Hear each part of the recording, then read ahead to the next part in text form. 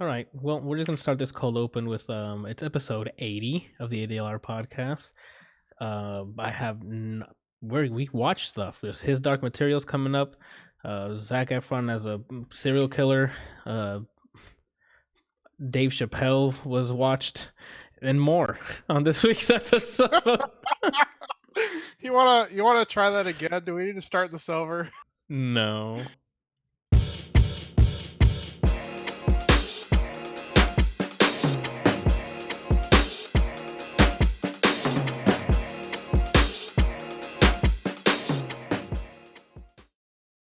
All right. Round 2. Fight. No, we're not round two in it. We're moving on. Like, that was my cold open. They're gonna be like, "Who the hell is this guy hosting?" He's like everybody else should host instead. Like Randal. So Randal, you want to take the lead here?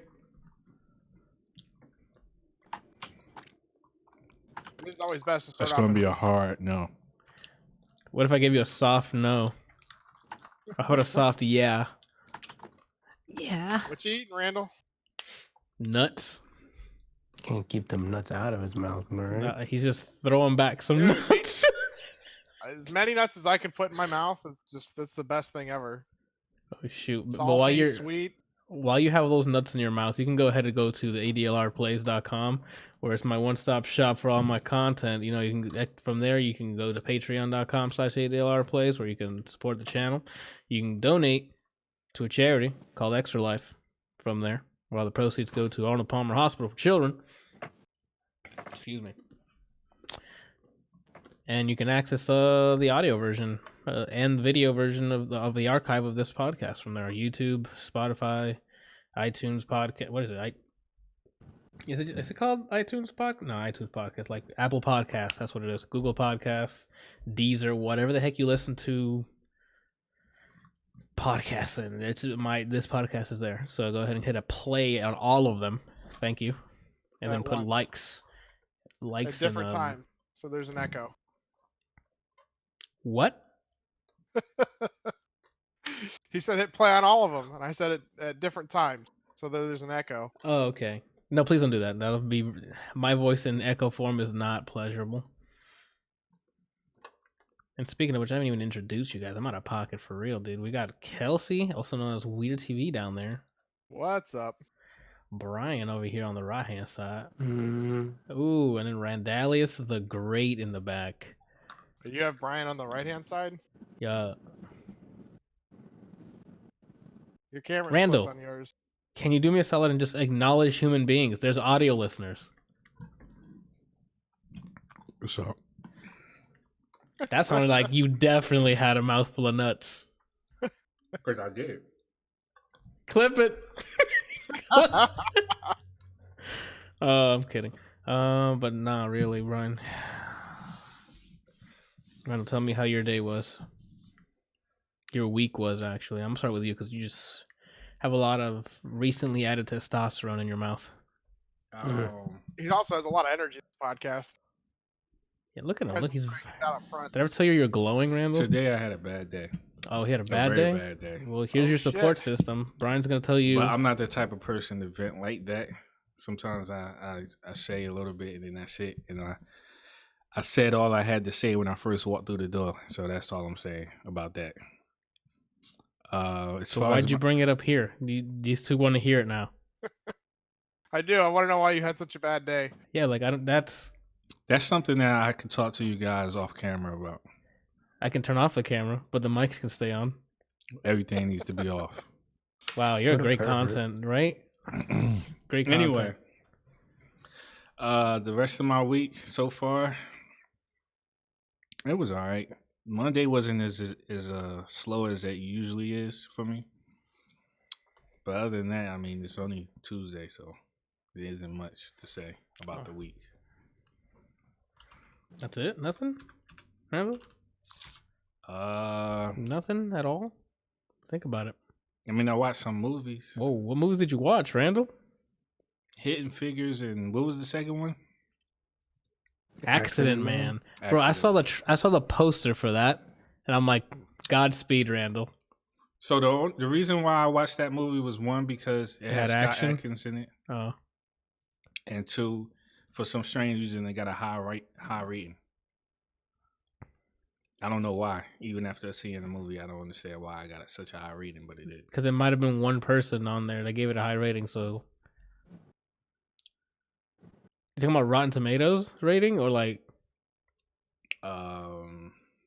The rating on.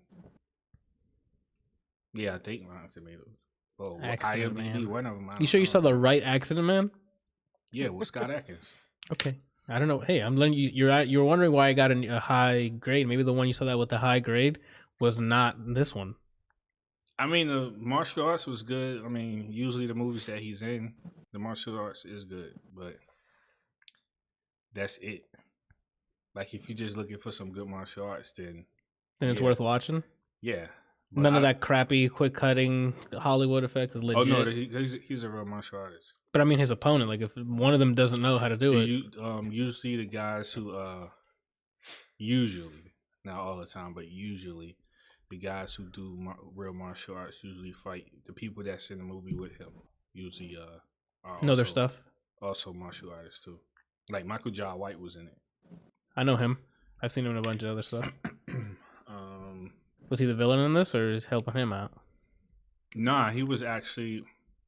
Well, they weren't heroes. They were like contract killers. Oh, okay. So mercenary work. Yeah. So they would like take people out or whatever, but something bad happened where a woman that he used to date ends up getting taken out by one of the. Okay, so you remember in Deadpool how there's this pub or bar that all the contract killers go to? Yeah. It's kind of set up exactly like that. Where there's one guy who's like in charge of it all, and he's the guy behind the bar. But everybody in here kills people for a living. Okay. So one of the people or two of the people that was in the bar ends up getting a contract to kill the woman that they broke up at the time, but he was still in love with her. And then he finds out later on that she was pregnant with his child. So he goes on like a revenge type thing. And also he's trying to figure out why they killed her and why there are people trying to kill him. Okay. Because why not? And that's pretty much the premise of the movie. And then a bunch of cool fighting sequences to find out who it is. Yeah. Gotcha. Why Accident Man? As in, not why you watched it. Oh, okay. Why is he named Accident Man? So Pissed himself. the reason why he's called Accident Man is because this is just one element of the movie that I thought was pretty cool and kind of original. It's everybody that's in the bar who's a contract killer has their special way of taking out people. So it's not everybody just going in there shooting somebody in the head with a gun or, the usual. They have signature assassinations or something? Like one guy specializes in poisoning people. That's all he does is poison people. Does anybody use piano wire? So then there's That's a legit question. What are you talking? That's a legit question. No. Okay. There's people people kill with piano wire. This is short bald guy that wears glasses. I forget his name, but I can't really categorize what his skill is. But basically, he finds the most oddest way to kill people. Like he rigged a Band-Aid to poison you. Well, it doesn't really poison you. It does something to your body that like makes you suffocate. What? Yeah. That a thing? Can we fact check this, or is it just made up like it for the movie? I mean, I don't know. Maybe there's like some sort of maybe it swells up something in your lungs. Yeah, some sort of chemical reaction. I don't know. Either way, he rigged a Band-Aid to kill people. Got it. What was the other one? One girl was like a samurai, even though she wasn't like a real samurai, but she like learned how to use a sword like a samurai. Oh, okay. Then the two characters that worked together, one of them was Michael Jai White. I forget the other guy's name, but they both were like ex-military, but they worked for their prospective governments, but they were still cool somehow. I don't know. Who else was it? I said the poison guy. I said they got poison guy. Anybody? Oh, then there was one like lunatic guy who just like he had some sort of mental switch that he would turn on, and he would just go in rage, kind of like how Broly goes in berserker mode. But what would trigger it? It literally is just random.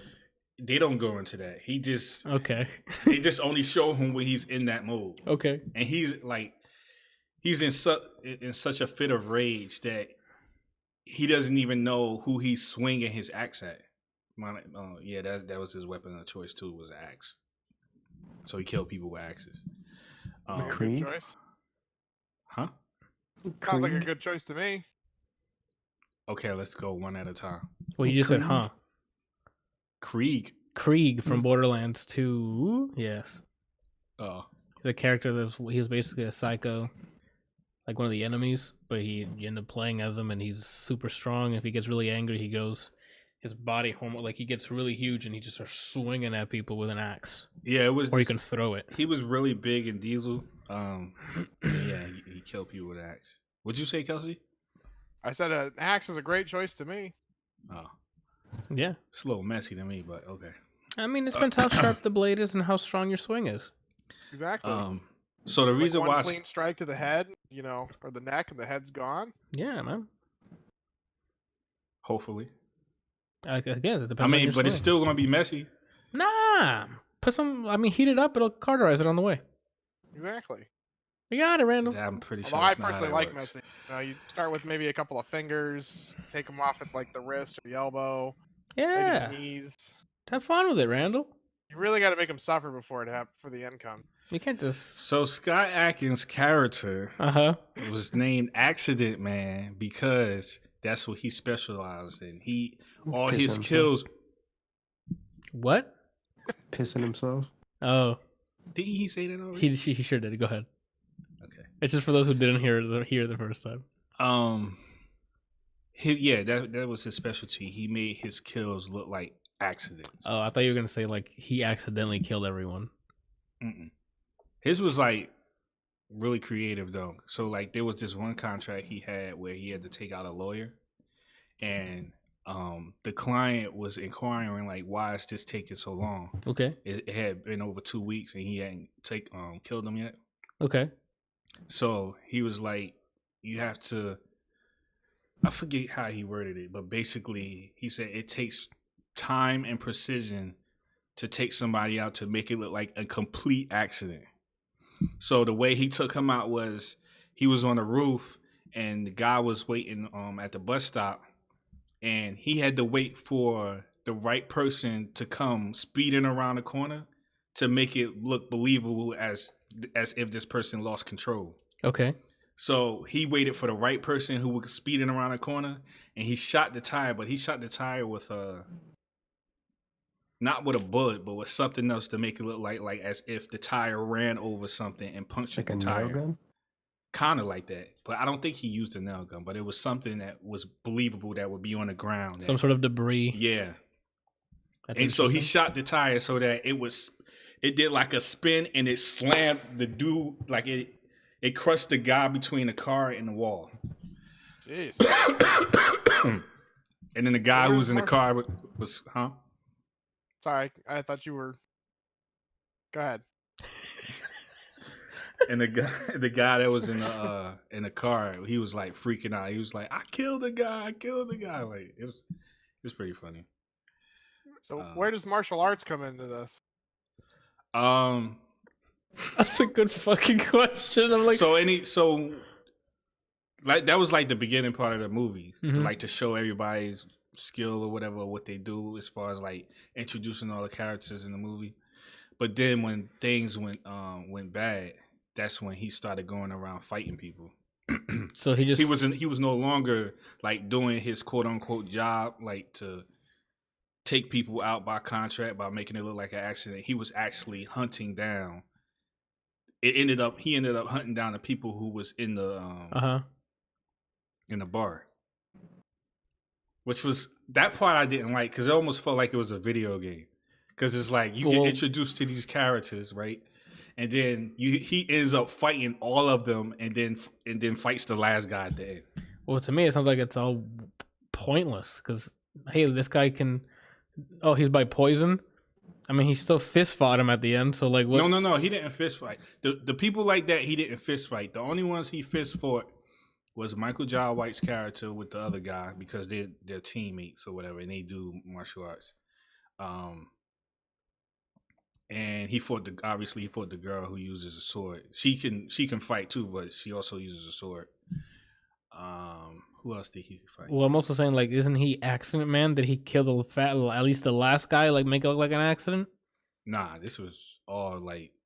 That's what I'm saying. Then what was the point of us seeing that he can do it with an accident?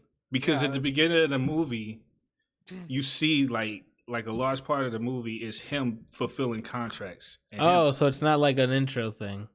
No. So half of it is him being Accident Man, and then martial arts afterwards. He finds out that somebody killed his girl because his girl left him for another woman, and she called him and said so and so died, blah blah blah. And then of course he looks into it and is like, oh, this wasn't what really happened. Something else happened, and then blah, And then round one. Yeah. Sounds stupid. So hold on, because I don't like. All right. Was the only thing you liked about it was the martial arts? Correct. Okay. I mean that's what I was going into the movie looking for. Well, because you said he's a known martial artist. So. Yeah. And you said Jai White was in it, or Michael Jai White. I didn't even know Michael Jai White was in it, but I watched it because I didn't even know if it was a martial arts movie. I was just hoping that it was going to be one. And I mean, I saw Scott Adkins on the cover, and I'm like, well, I don't remember this coming out like a Hollywood movie. So this is probably something that's like independently done, which means that if he's on the cover of it, then it's probably a martial arts movie. So I mean, I don't even remember there being any sort of advertisement or anything for this movie. This was a straight to blockbuster movie. Yeah, I think it was independent. It wasn't like no big budget movie. Yeah. Okay. All right. So if you want to see martial arts, so there's no hidden figures there, huh? It's just you want to go see some martial arts, you got the martial arts, right? Yeah. So Randall, Hidden Figures was a little more emotional. how many times did you cry? I didn't, but I was not emotional enough then. Huh? Not emotional enough then. To admit on screen. Because it didn't hold the tone for certain areas for me to cry. It would switch it and make me feel better. So basically, it's about these three women, African American women who work for NASA, and they're pretty much the ones behind the curtain who's really pulling the strings. Yeah, pulling the strings as far as like calculations and getting man from off the earth into space. They hadn't even. This is before they did the whole to moon thing. This is like at the very beginning where the United States and Russia are rushing to get a man into space. And is this a true story or is it? Yeah, this is all based on a true story. These three women in history were known as one of them was known as computers, which was like a news flash to me because I did not know that back then that's what they called them. So basically, they were known for doing high calculations really fast, pretty much what a computer would do.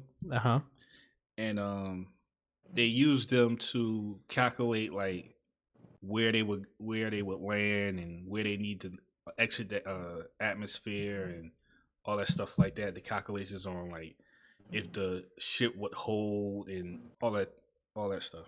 Okay.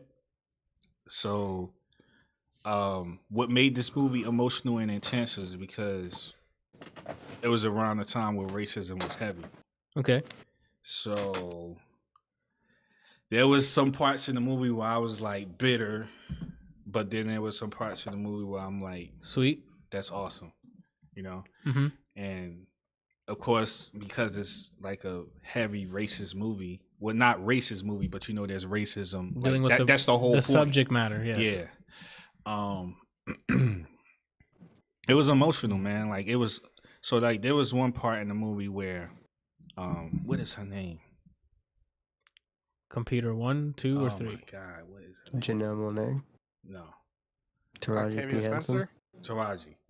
So her character was the computer. The other girl was an engineer. They weren't all computers. No, not all of them. They were all really smart, but they were just smart in different areas. Like they did different Expertise, yeah. different jobs in NASA. Okay. One used an axe. He said one used an axe. One of them's a poison. And the third one's a Band-Aid user. Or whatever. Kevin Costner did use a crowbar to take down a sign that said only whites. No, it said No coloreds. I think it said colored bathrooms.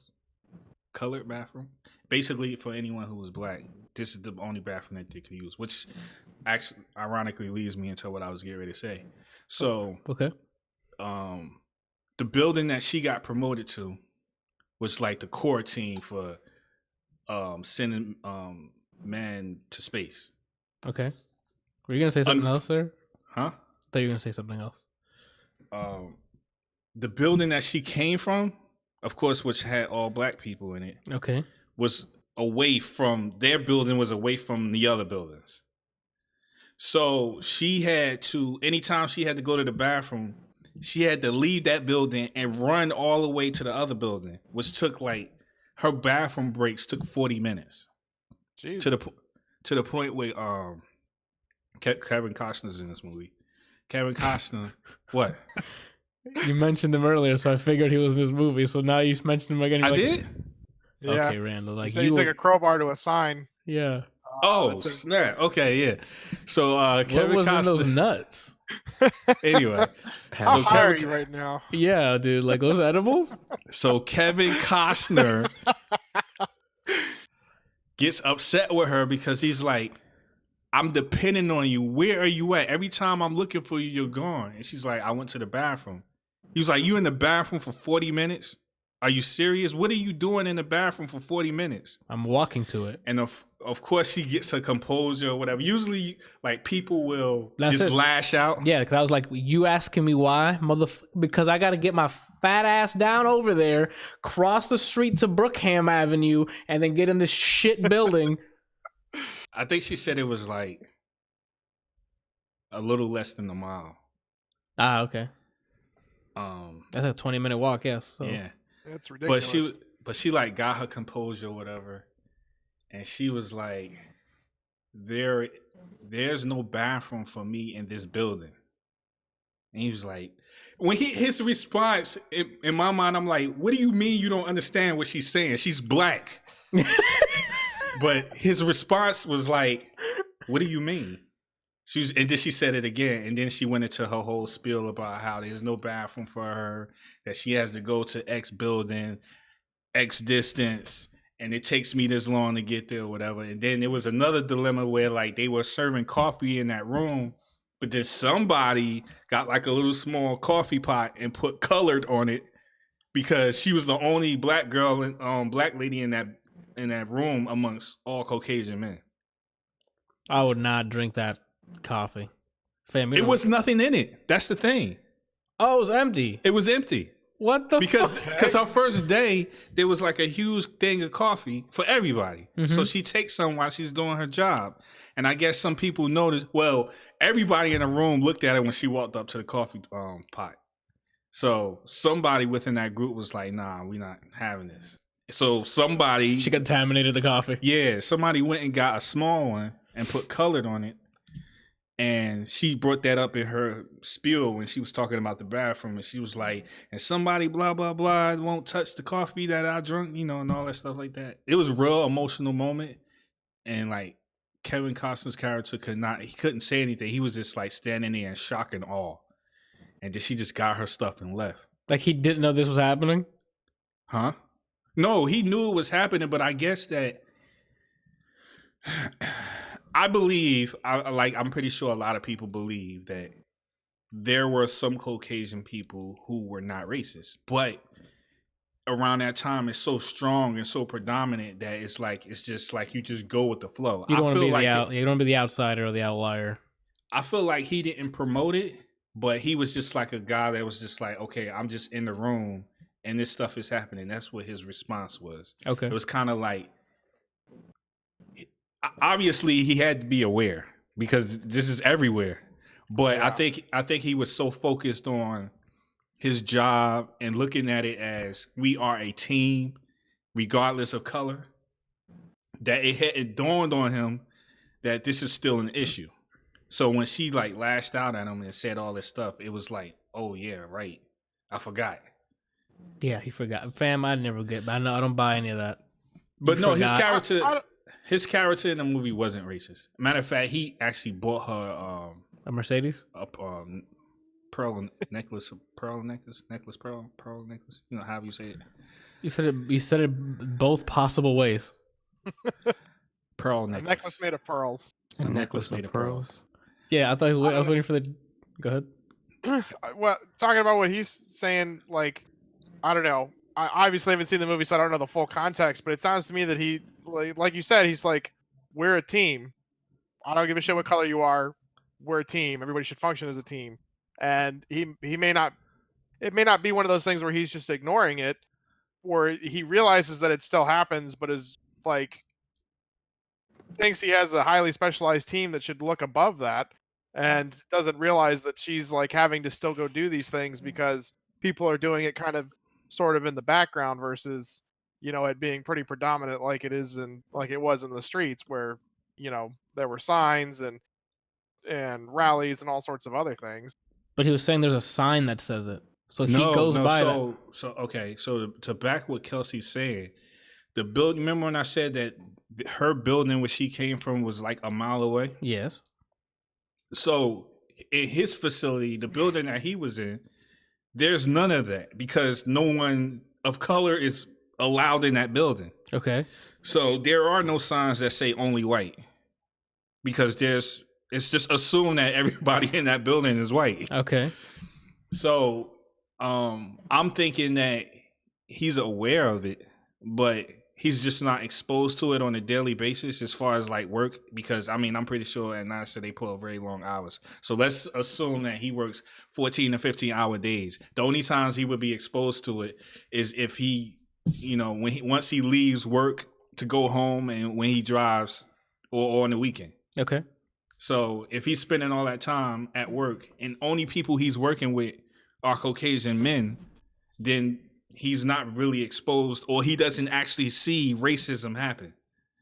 So if it's just kind of think about like if you're constantly around a set of people all the time, and then someone different comes in and then they treat him differently, like you're not exposed to it all the time. So it's kind of like oh, wait a minute, I forgot this is a thing, you know? Not like I forgot, but like I'm not used to seeing this, and now it's right here in front of my face, and it's like, oh, okay.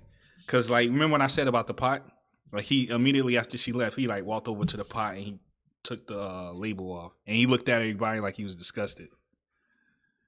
And this was after she left, so it wasn't like he was putting on no front. I need to see that frame for frame. So he never drank coffee before that moment? No, he had his own office. He was like at the top. Okay. Hey. Yeah. Hey. This is that whole, hey, I don't see it happen. My guy, that's... I mean, yeah. That's a like, very narrow fucking situation. Yeah, because like I mean, on the one like you said, I mean, it could be on the one hand where he just doesn't realize that that's, you know, like he knows it's a thing but doesn't realize that it's happening, and on the other hand, he's also in a position where he can start helping to promote to like bring people in and just be a team, and you know, is not like doesn't care what color you are, doesn't care what, you know, anything about that. He just wants you to function as a team and only wants the best and brightest minds. And then you have these dipshits that are like, oh God, my coffee. Yeah, you know, like. But it was incredible, man, because all three of the women were really intelligent, and they are a part of our history, and they were behind the scenes before they had computers doing calculations. They were all doing it in their head. And that's awesome. It's crazy, man, to think that there are people walking around like that they are that smart, that they can pull stuff like that out of their behind, and they're capable. Their head, Randall.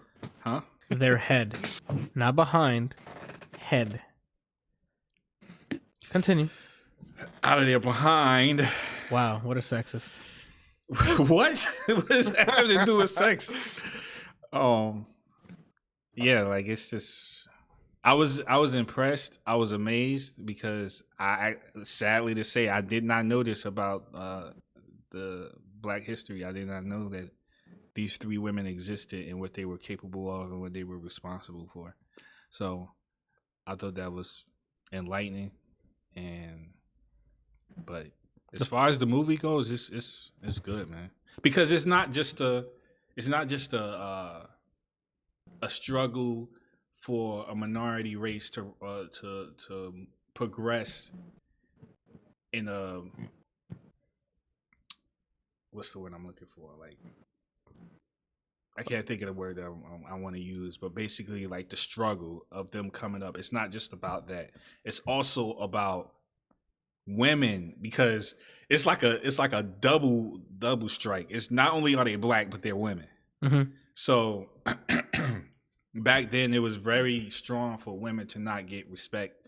Only thing they were supposed to be is in the kitchen and having babies. Mm-hmm. But it was really nice to see that these women are not only are they the minority moving forward and progressing and like doing things that the entire country will be affected by, Benefiting from. Yeah, benefiting from. But the fact that they were women and they were able to make a stand or make a mark for themselves to let them know, like, hey, even though, you know, we are women, we're just as good, if not better, in some cases. You know what I mean? So I thought that was really cool. They touched on that a lot. I wouldn't say a lot, but in some parts, because there was like a dude trying to get with Taraji's character, and he was very like pigheaded about it. You know what I mean? Like what did they have women doing in NASA? Like that type of response, like until she had to shut him down real quick. It was pretty funny. She calculated how small he was. Nah, I forget what she said to him. Oh, but it was like, I just know after that part, I was like, shut down. Did she laugh? It was like one of those pick your face back up, homie. KO. Ooh, excuse me. Oh, okay. So you recommend? I mean, acting was fantastic. I'm assuming writing was great. Oh yeah. It's just, you know, it depends on the type of person you are. Some people can't handle movies like that. I used to be like that, but this one wasn't the worst. Like The Color Purple, oh my God. That jump was rough. I can never watch that movie again. Color Purple? Mm-hmm. Okay. Where do we go from here? Who do we need to go from here? Kelsey, you got to jump. You know, we haven't heard from you in weeks, my God. Like, you go up next after you I want find to that. hear about stand-up. Yeah. Stand-up? Yeah. Did you sit close to him? He blew him. No. We were, I could have. There were several seats open literally in the front row, but they were like $500 a piece, and I was like, no. I like his Chappelle, but not $500 a person that much. It was the whole thing was really funny. You know, there was Michelle Wolf, I think her name was, and she was interesting. She wasn't. I don't know. Some of her jokes, like, I think comedians should push the line with stuff. I feel like hers were just kind of. I think she had the jokes. I don't think she had the delivery. Okay. Like, she was funny, but I feel like it could have been a lot better had the way she delivered the joke been better. Okay. You know? And then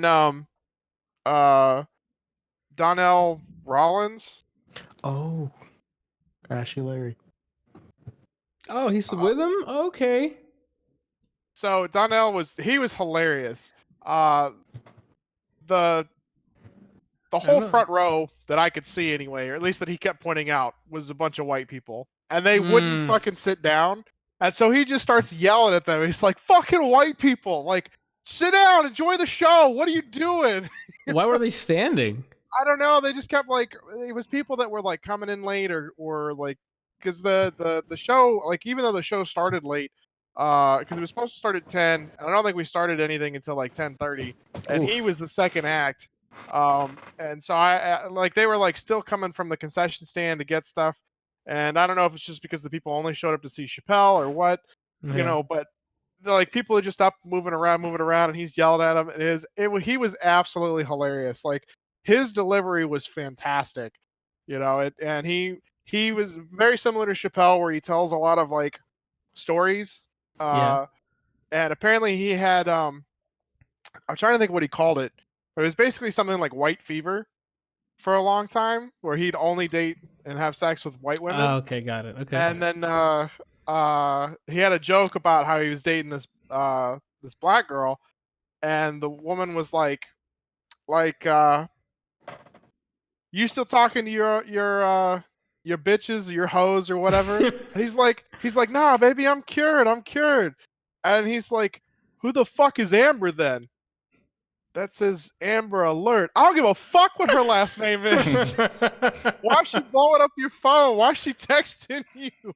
And it was like his whole delivery was amazing with every story that he told. It was absolutely hilarious. Apparently he has a podcast. He was on with Joe Rogan a couple of times, and Joe decided to promote and host his podcast. And I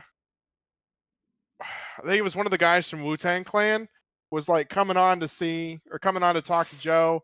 And as he was leaving the building, he's like, I'd love to stay. I'd really love to meet. I don't remember the guy's name. But I got to get home to my son because like I'm a father and I really love my son. And as he was walking out the door, he ran into the guy, and the guy was like, yo man, what's up? How you doing? And he goes, yo, Joe just said he was gonna host my show. Would you mind giving me some music? And he was like, yeah man, I got you covered. And then he was like, and then I walked back into the building and started talking to him and said, Wu-Tang for life. And he's like, my son knows who I am. I'll be there later. It's fine. And then apparently, like a bunch of people said that he ruined the podcast with the guy because Donnell would just kept talking and wouldn't let anybody else talk, and so the Wu-Tang guy did never get to like say or answer anything because Donnell wouldn't shut up. Okay, that's about right. Yeah, he was excited, bro. That's all. Yeah. And then Chappelle comes on, and like he has his own like DJ and everything. And apparently I missed out. Apparently he met up with Bill Murray at I don't remember what it was, some big bar here in Charleston. And but Shannon gets tired, so we didn't get to go out and do anything afterwards. Oof. Oof. Good move. She It's all yelled her at me. fault. That's fine. It's her fault. Stop being so tired. But so he was great. Like I really love Chappelle because he tells stories, and he makes jokes with the stories. Most of the time to me, presentation is everything. Like if you don't have delivery, if you don't have presentation, the joke is just terrible. Mhm. And he just tells a story about his life and shit happening, and then he like throws something else in there that just like gives you a quick jab into the Right in the funny bone. Yo, he froze. Yo. I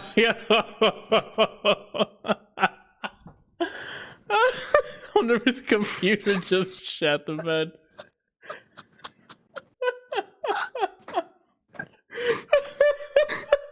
He looks drunk. Look at his face. Oh my god. Jeez.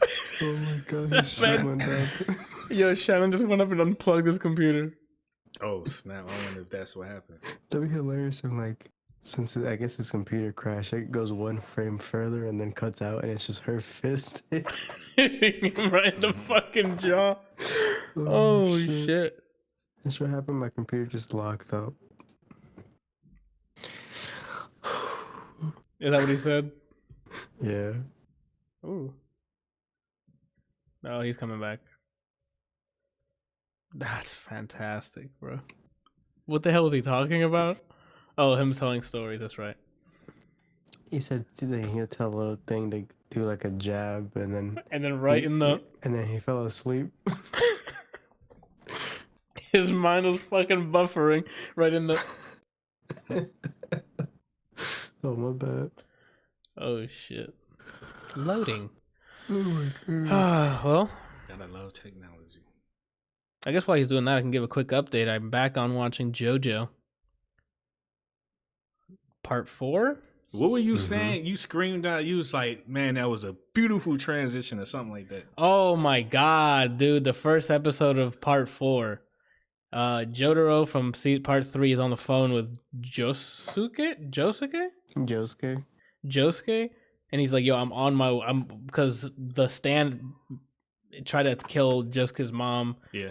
And he's like, "Oh shit, I need to get over there." So he hangs up, and then like he's kneeling down, like you have to see it in action. So it's like it's the frame is him in the center of it with the phone, and you can see that there's something there, like a table or something that's high enough, right? Yeah. So he puts down the phone there, but he's inside the house, but he ducks down, and they use that movement as if it's him getting underneath the car. Oh, I'm like, oh shit! They stepped it up this season, my guy. What the? And then they didn't. Nothing as cool as that happened in terms of transition. I'm like, oh shit! When it hit me, I'm like, what? So do you feel like Somebody's transitions? watching me. Do you feel like those? Do you feel like sometimes those transitions are cheesy, or do you think that if they're done all the time in a tasteful way, that it enriches the movie? It depends on the movie content. This is an anime about being as fabulous as possible So while if beating it- the crap out of people. So if the content was more serious, like drama, you would No, I wouldn't want that in 1917. Like that's, Jensen did a good job with it. but that's an pretty animated consistent. movie. Yeah. An animated movie. Like it's the content's there. It's like you can do wacky things because it's a fake world. It's like it's cartoony. It's exaggerated. Like, and JoJo's like the definition of exaggerated. You're the definite exaggerated. I wish, dude. Have you seen those guys? Oh man.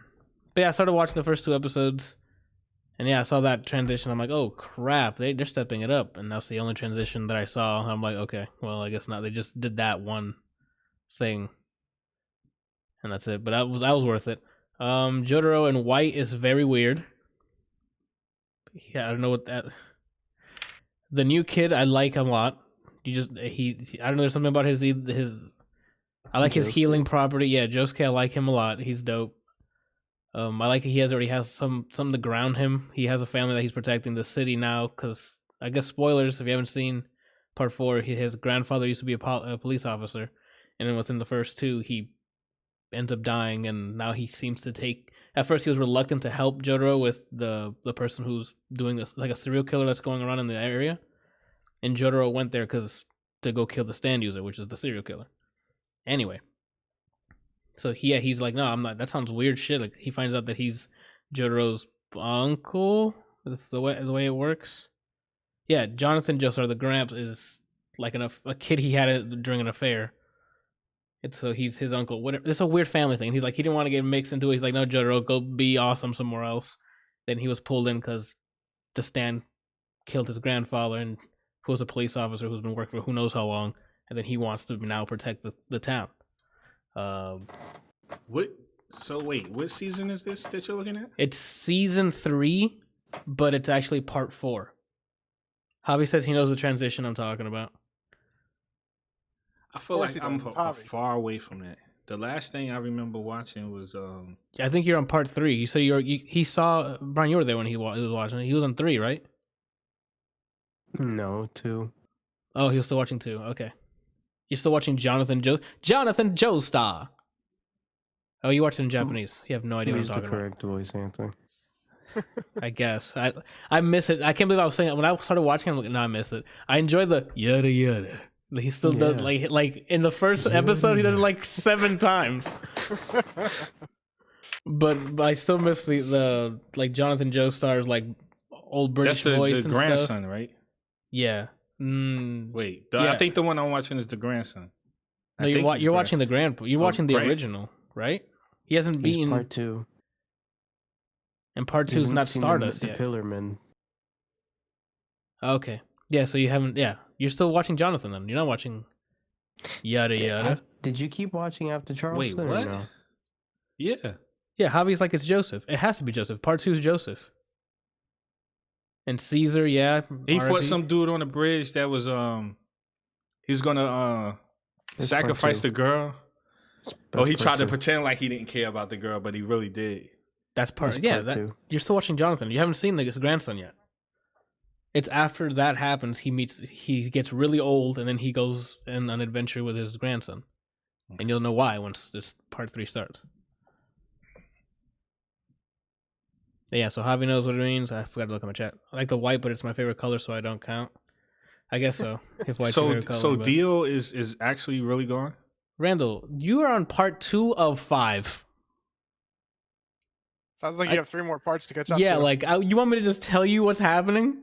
Come on, Randall. I just want to know if Dio is gone. Hey, you gotta You can find out watch. by watching the Yo, show. Might- what are might you? not What's your, be. yo, Kelsey, can you get him? Get him. Drive here. We'll wait the 6 hours. I mean, I already don't believe that he's gone, but Well, then you know how you confirm, Randall? How dare you say that, yo? You legit I mean, I didn't out of ask pocket. like you to tell me the story. I just want to What's know wrong if with one America? character was in it. Well, he might be. He might not be. Tune in, Randall. Jeez, man, what's up with you today, dude? You're eating nuts, and then they over here talking about Alright. spoilers. Is that really a spoiler though? Is it really? You keep saying It is. Jonathan, but it's Joseph. It's Joseph? Jonathan is part 1. Joseph's part 2. Oh, that's why I keep messing it up. My fault. You call yourself a fan. Why don't we watch this show? Ooh. I don't call myself a fan. I just enjoy like the people who are fans are definitely Javi and Bryant, and I think Johan watches it. So what you're saying is you don't even like the show. I do, but I'm not like a super fan. Like these guys love it. I would so. say Javi and Johan are fans, and I can just say that I really enjoy the show. I don't know if I'm a fan. Like I can't recall a lot of things that happened in the first 2 parts. They can probably do that. I remember all that junk. That junk was messed up, man. How Yo- do you go from playing football to being a demon?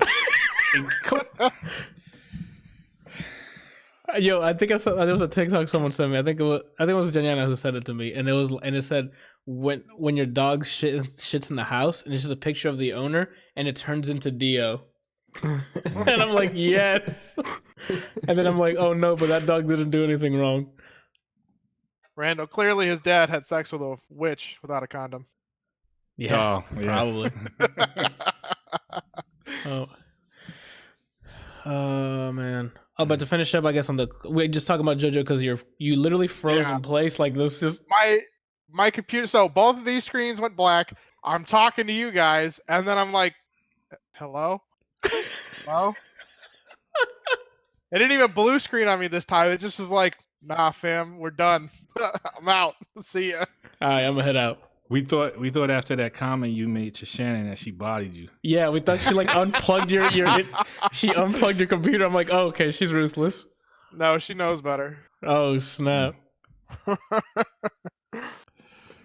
right, let me finish. So what were we talking about? Yeah, what were we talking about? Chappelle. He said that. Well, No, for Story, he thought- JoJo because I was still wrapping up my. Oh, You're saying because I froze. We were just talking about Chappelle. We were talking about JoJo, and then Yeah, because I just started watching it again. So I saw the first 2 episodes last night before I went to bed, mm-hmm. and they You still like him? yeah, and I still ended up liking it. Like I think it was a good choice for me to take a break because it's still doing like the same 2-part episodes for the arc, and I was already getting tired of that. But seeing the new costumes, the environments are more vibrant and a bit more detailed. It looks like from the last part. Hearing the yada yada again, like it was dope. Yada, yada. I don't think I didn't. I liked I can't pronounce his effing name. Josuke? Josuke's. I get that they're related, so they're gonna have the same stand. But I thought it was gonna be like something different besides it heals. That makes It's not sense. the same stand. I thought it is like that's by name, but they do the same like 1,000 punch hits and Anthony, that's a family thing. that's what I'm saying. It's a family thing, right? But that's not that doesn't mean they have the same stand. They just because they swing at each other with that But that's much all intensity. that's all I saw. Like they like, you know how Fire Chicken was fire. He can hit fire for like, you know, he can spit Well, fire. The other guy's super quick or something, but this guy was literally a reskin. You know, Well, you literally only seen 2 episodes. those 2 episodes need to tell me the rest of the 39 episodes that I'm gonna watch. Oh, You got me? I mean, they do. They tell you if that one dude's alive or dead. Randall, start watching, my guy. JoJo. Yeah, the first 2 episodes I'm back in it. Like, it's 39 episodes, so man, it's probably gonna be a long ass fucking season to go through. But are there any filler episodes I can just skip, or do I have like is everything? Because I don't want to get tired out of this and then take another break before I watch part 5. Okay, so the first, there's 2 parts within this part. I consider it. It's not like an official part. Okay, hold on, Brian. I don't need to cut you off. But Javi in the chat says this season is about friendship, so it's my favorite. There's one other anime that's about friendship and ended with fucking friendship. It's not Soul Eater. Okay. Not even close. Okay, good. Okay, that's this all I is want. more like this is more, you know how you're saying like there's always like at most 3 people in a group, and if they introduce someone dies. Yeah, that's something I was like, this oh well. Group, this is a bigger group. Okay, cool. I like that. Okay, I'm in. The first half is basically filling your party and giving like some kind of like character development, stuff like that. There's fillers within it, but the fillers are entertaining. Okay. There's one is a disturbing episode kind of involving a chef, and that's all I'll say. And that's disturbing because we've seen some crazy shit so far. It's disturbing. Do you mean like disturbing? Like I want to? Oh, like what? I'm sorry. I was going to ask him. Does he mean disturbing? Like I want to skip it? No, it's like you're like, what the fuck? But it's like it's entertaining. It's not like you don't see somebody eat a dog and then the dog gets him pregnant or something like that. All right. What? Did you just think of that? Yeah. He rehearses it. All right, cool. So that's okay, the first part half. The next the part 2 of part 4 is excuse me? Because there's not, in my head it's one part but split into 2 sections. But it's still 2 chapters. But it's still Diamond is Unbreakable, right? It's still Diamonds Unbreakable. Like I'm saying, it's just me. I consider it 2 parts within the part. Gotcha. Go ahead, my fault. The first one's the assembling your squad and then development. The last chapter is a whodunit. Oh, then I can't wait for that. How many episodes is that? I swear to God, it's like 3 episodes. Like the last half of the thing. I don't know if you meant like, oof. Okay, I'll see if I can get to that. That's what I want to see then. All right, cool. Bigger squad. Okay, so these are some good promises here. Bigger squad, a mystery at the end, chefs eating dogs. We got this. No, I said that it's not. Oh, okay. But so far, I'm digging it. It's good to be back watching it with this extraordinary. I do like the ending song on this one though. It's not obviously it's not remember. roundabout, but it's dope. I don't remember. I forgot to jot down the name of the song, but I thought it was okay. Is it Square About? No. Oh, About It's not triangular. fucking square. No. the Cherry Cola one. All right. I don't remember it. All right. So Chappelle. I mean, Chappelle was amazing. You know, he has his own DJ, and the guy like tried to hype up the room. What do you mean and- tried? Well, I mean, it's a bunch of white people that are in the room there to see. Got it. He's like, okay. he's playing a bunch of music to get them like jumping around and all sorts of other stuff. So they played and, Cypress Hill. Yeah, Lit. Go ahead. Sorry. and anyway, so Chappelle comes on, and you know everything he says, everything he does is amazing. The whole like he tried to keep it as it was kind of political with some of the stuff that he was doing, but that's because everybody in the room was like, you know, yelling out Trump and all this other bullshit. And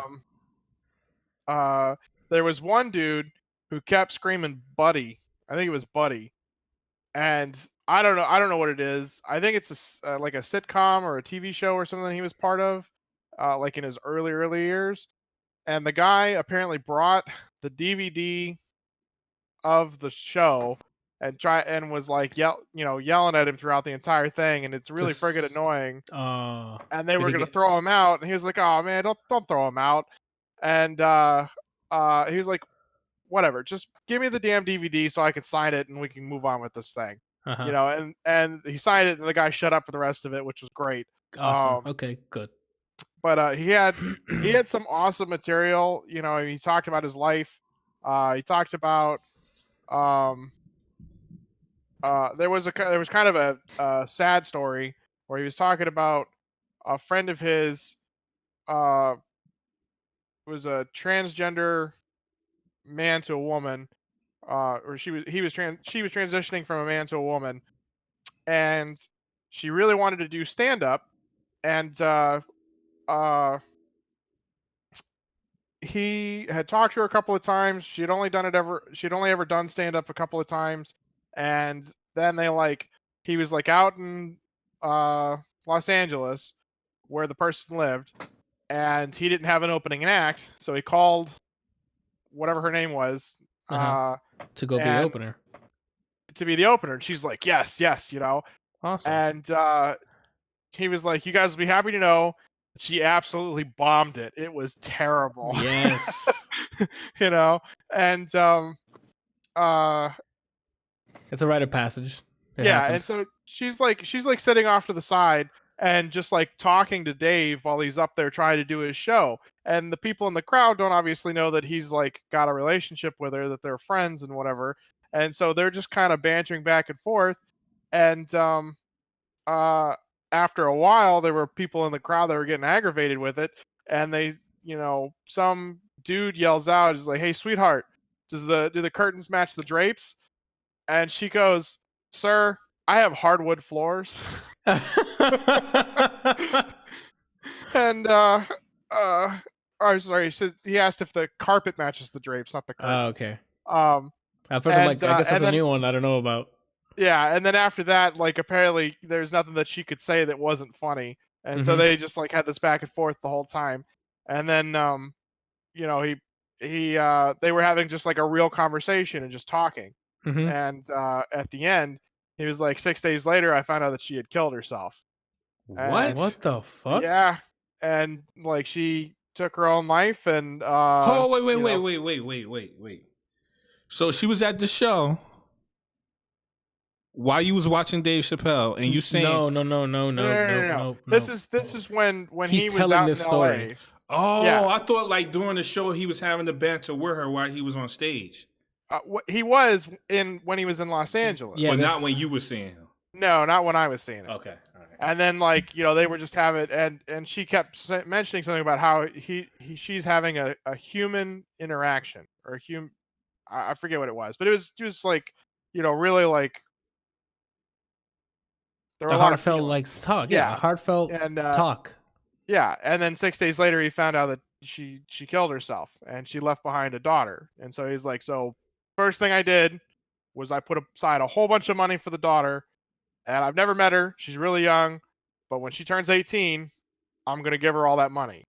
And I thought it was a really cool thing to do. But that was one of those that the way he told the story, it was really funny, and then it got really kind of heavy, talking about. But it was a sincere story that needs to be. Yeah. And then he had another one on racism, since that seems to be the theme tonight. Where he's at his house, and they have a fence and a gate and whatever. And apparently there's this white dude that just kept showing up to his house and yelling the N-word, just like what the heck? And the way he describes wrong him with people, bro? I don't know, dude. But the way he described him was absolutely hilarious. He was walking around in jeans or jean shorts, no shirt, tats everywhere, and he looked like somebody who smokes but doesn't have any cigarettes. Okay. And he didn't know what was going on until, because he said in his study he can't hear it from all the way down there. And then his wife came in and was like, hey Dave, I think somebody's calling for you. Oh As the my dude's Wait, just like, he yep. wasn't saying his name, but he was saying the other word. Yeah, he's just saying Wow. the word. That's- Apparently his wife's Asian. Yeah. And, yeah. so They're calling for you. and so he runs down to the gate and the guy's gone. And so he's like, okay. So now he's like waiting for him. He's like listening for him. Yeah. So then he hears the guy at the gate screaming it again. So he runs out, he grabs his keys, and he gets in his car, and he's like, I got into my Porsche because that was the first set of keys that I could find. And he's like, it's not the only car I had, it's just the first set of keys I could find. So I flew down the driveway, opened the gate, and he was gone. So I started driving on the road, and I came across him. That's what he told us about, how he looks. Okay.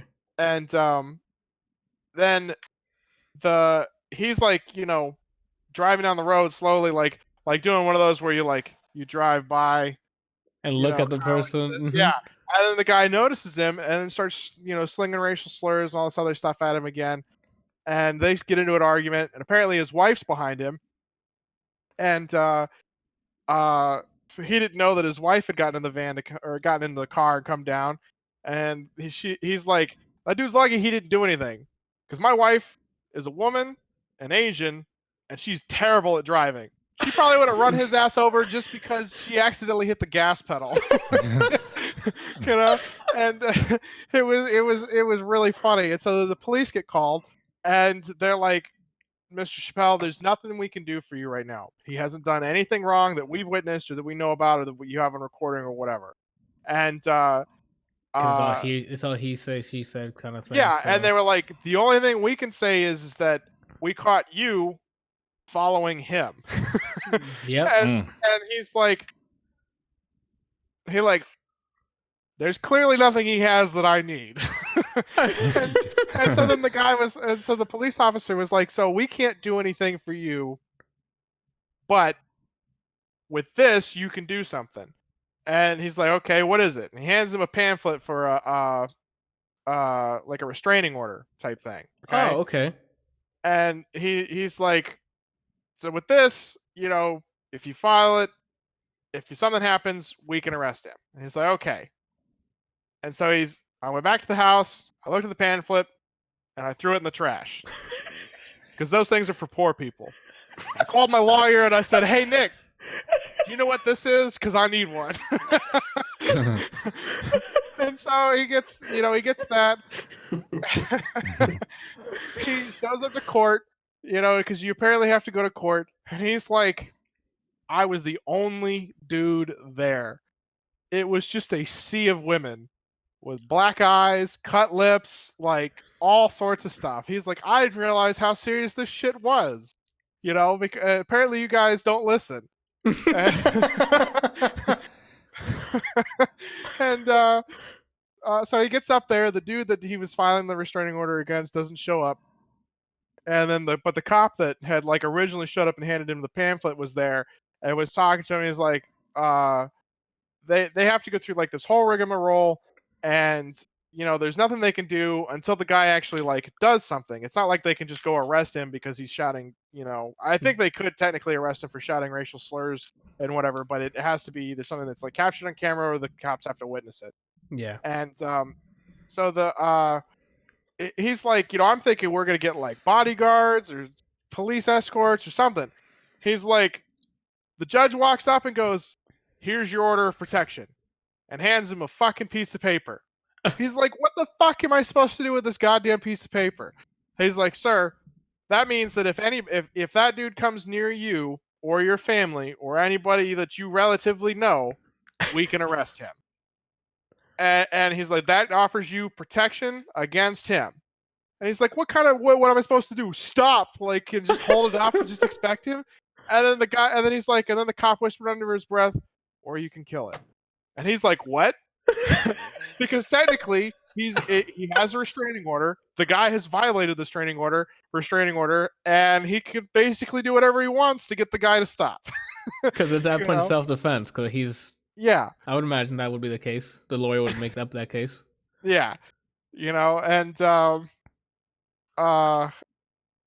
don't think there was really anything else to that story, but it was the way he tells stories is just absolutely hilarious because Yeah. he throws in jabs here and there, and like he definitely is one of those comedians that pushes the lines. Like talking about like in a sea of women with black eyes, busted lips. It's like, obviously, you guys don't listen. Like, Yeah, like that's a quick jab. People will understand what that means. But he has a good way of crafting those stories and constructing them to I always feel like Chappelle is his like not bit his storytelling Gambit. not just stand up, his like what they call the show. He's not routine. His set. His set, there you go. His set is always like a campfire story.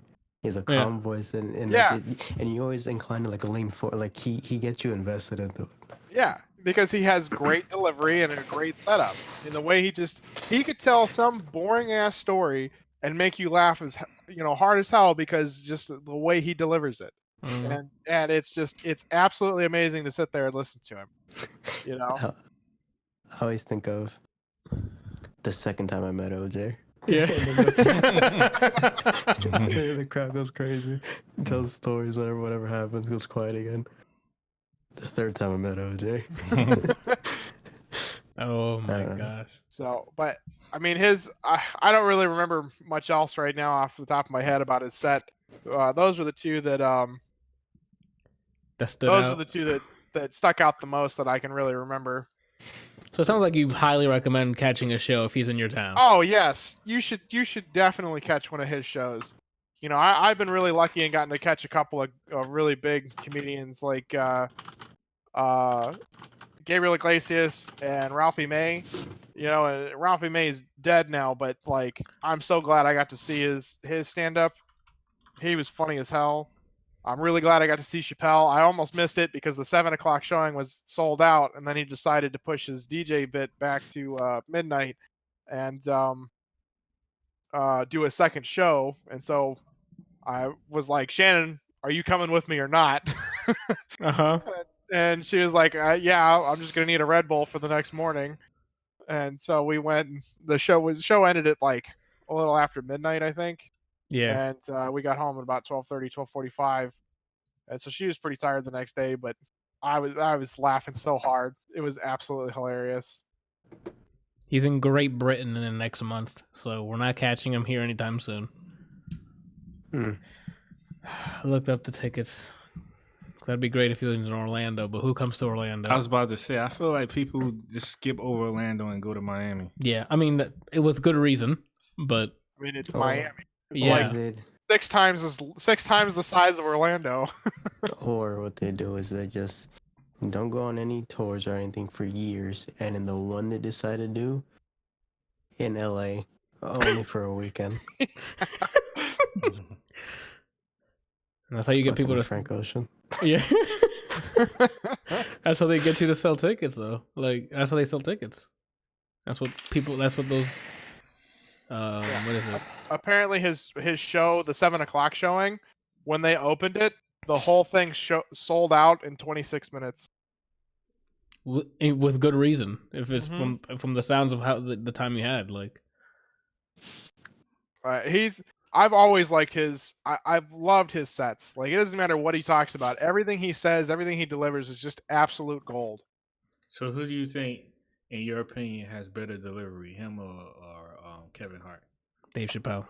Yeah, Chappelle. Yeah, Chappelle. Easy. Chappelle. Kevin's funny, but he relies on his character too much. I mean, he expects you to laugh at him just because he plays the small guy. Like, he uses that to his advantage, and he does it very well, but he uses it quite a bit. Dave Chappelle, I think, is just more naturally funny because of the way the things he says, the way he delivers them in the story, the way he tells his stories. Just the way he thinks. He's very like a analytical kind of person. Yeah. Yeah, I'm gonna go Chappelle. I like Kevin Hart a lot as well, but got another question for. Well, I guess it doesn't take away from it. I was gonna ask you guys, like, you know how like a lot of big name actors, I mean not actors, comedians, they they don't only write their material. Like some of them have a team. Do you Like a feel team like of writers? yeah? Do you feel like that takes away from them being funny, or it doesn't because at the end of the day they still have to deliver it? They still have to perform it. Like I don't Yeah. mind if you having a group of writers because if it's still on brand, like it, why not? Like it's Yeah. at the end of the day, those writers can't walk up there and have that energy on the stage. If like Dave Chappelle, where his really calm, he's like the campfire thing Brian's talking about. Like that's stuff that Dave made. That's a stage presence, you know. It really is all about delivery. Like, I mean, you can have real life stories. You can make shit up on the spot. You can have a team of writers that gives you stuff. Like, it doesn't matter as long as your delivery is on point. And if you can deliver it in such a way that it's either believable that it happened to you or that it's just that goddamn funny, Yeah, it doesn't really matter.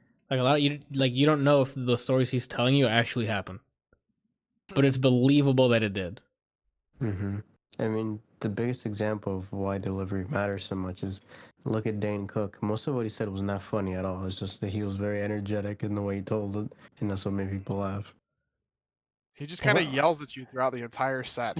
What Yeah. happened to him?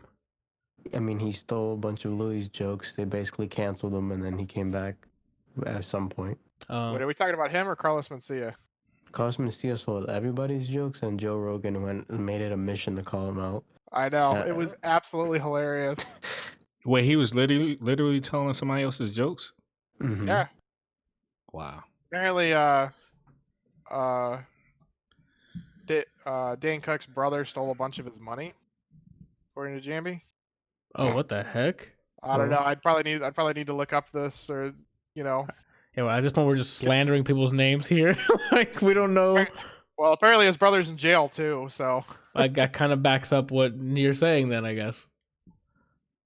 Okay, damn, that's right. That's crazy. there was one other one that I remembered. So apparently Chappelle was in the middle of like Tennessee or something, like someplace that the South. you just wouldn't see him or a black person really there. The South.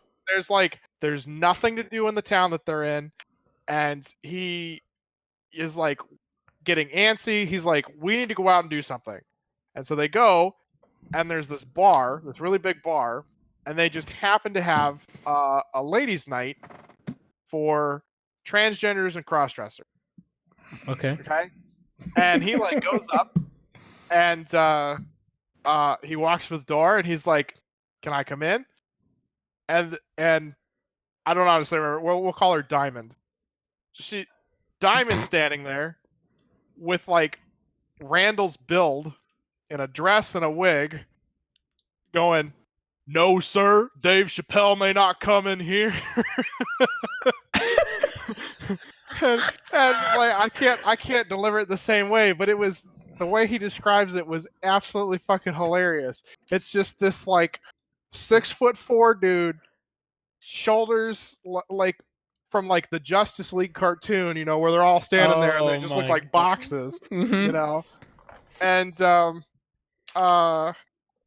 with just this really deep voice but a very feminine look to them. It's like, "No, sir, Dave Chappelle may not come in."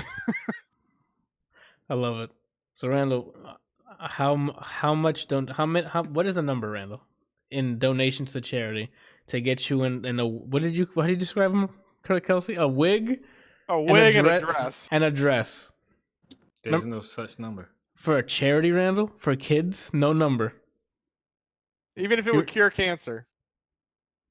Randall, it's 100% that it would cure Randall, cancer. That's not important. No, this is important. It's 100% that it will cure cancer. It would 100% cure cancer. I want you to remind you. Then I would do it. Randall, well, explain now, but I guess you're recorded, right? You know that, right?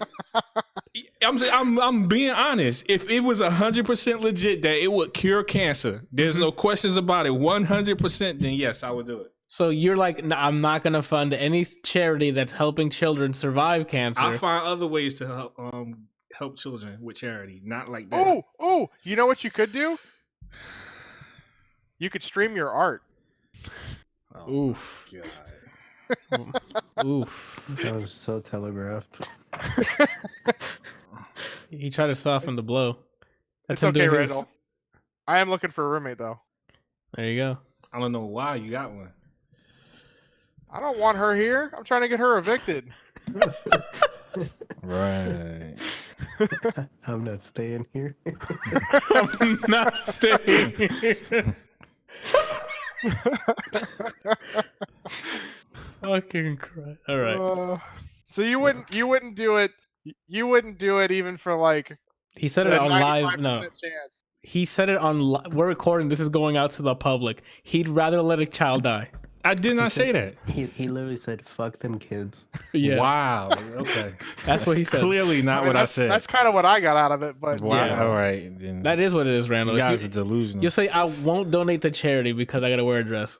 That's what you said. No, I said I will find another way to donate to charity without So wearing a dress. So if somebody's like, if I give you $100,000 right now to any charity of your cause or of your choosing to wear a dress, you say no. You'd rob a charity $100,000 because you don't want to wear a dress and a wig. and a In the wig? wig. Don't forget the wig. That before he comes out, he was a crappy Oh, long. I guess he could cosplay as the general from Black Panther. Oh, I Okoye. can't ever remember her name. yeah, Okoye. Oh, okay. Yeah. It was really funny. That whole scene with her like wearing the wig was absolutely hilarious. Oh my god, dude. All right. Real Remote. quick, sorry. Jared sent me a thing on Dane Cook with his brother. This Dane Cook's manager brother, apparently his brother was his manager, ordered to pay him $12 million. What the heck? Yeah, he was sentenced in October to 5 to 6 years in prison for embezzling. Okay, His so wife, yeah. Erica, was also sentenced to 2.5 to 3 years on 2 counts of larceny.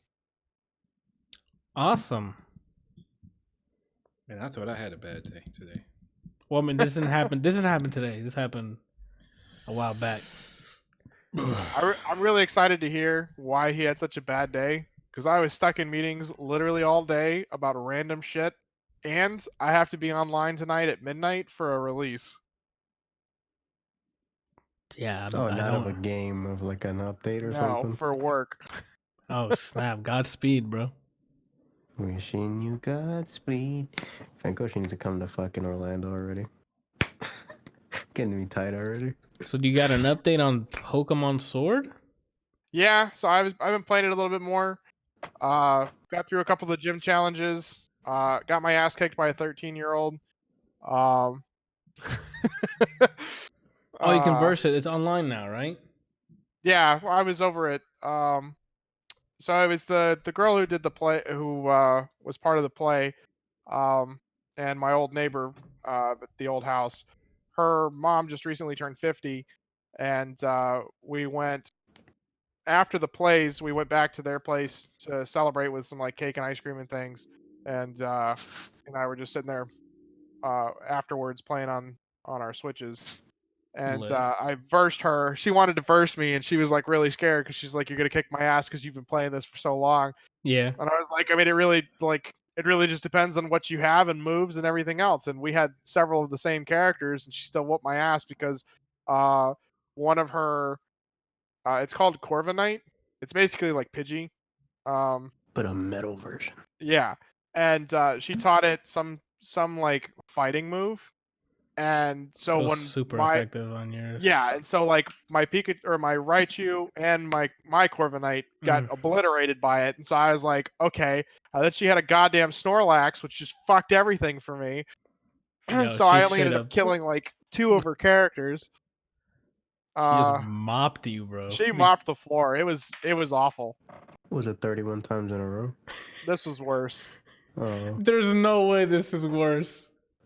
Fam, we passed the not we. I don't think I've even reversed it. They passed the controller on you, like they were doing shifts on you. So I got through some of the gym trial things, and they changed it up.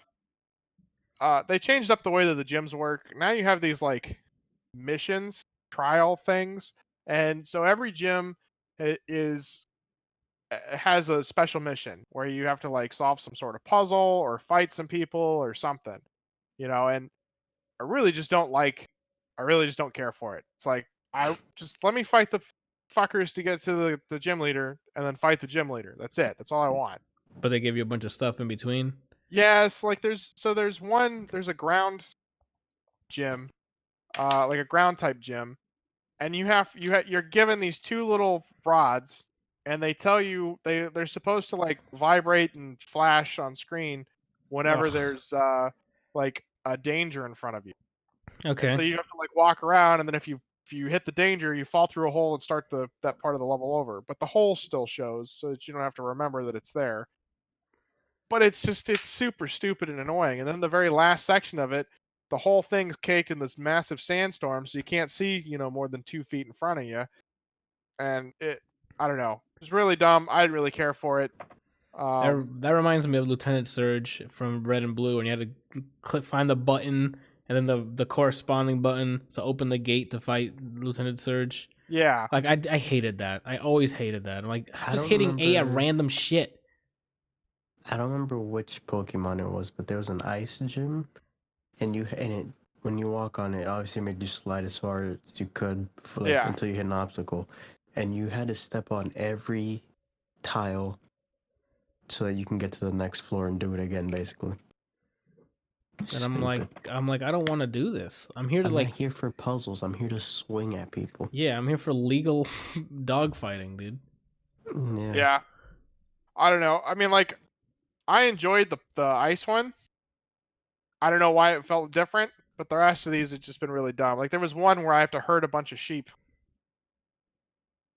What? That's not that. So like, I forget what the thing's name is, but there's a sheep, a sheep Pokemon now, and the trial is you have to herd them to the end of each of the fields so they can knock away a bunch of bales of hay. And you literally just you just get behind them, and then there's like these little electric dogs, electric Pokemon dogs, and they're called Yumpers. I think it's called Yumper. And That's a good name. They're just like running around the little sections, and if you guide the sheep into them, they run the opposite direction, and you can't do anything. So then you have to like, it was stupid. I hated it. The storyline behind it, there's a story now, and it's like, woo, Save the yay. world again.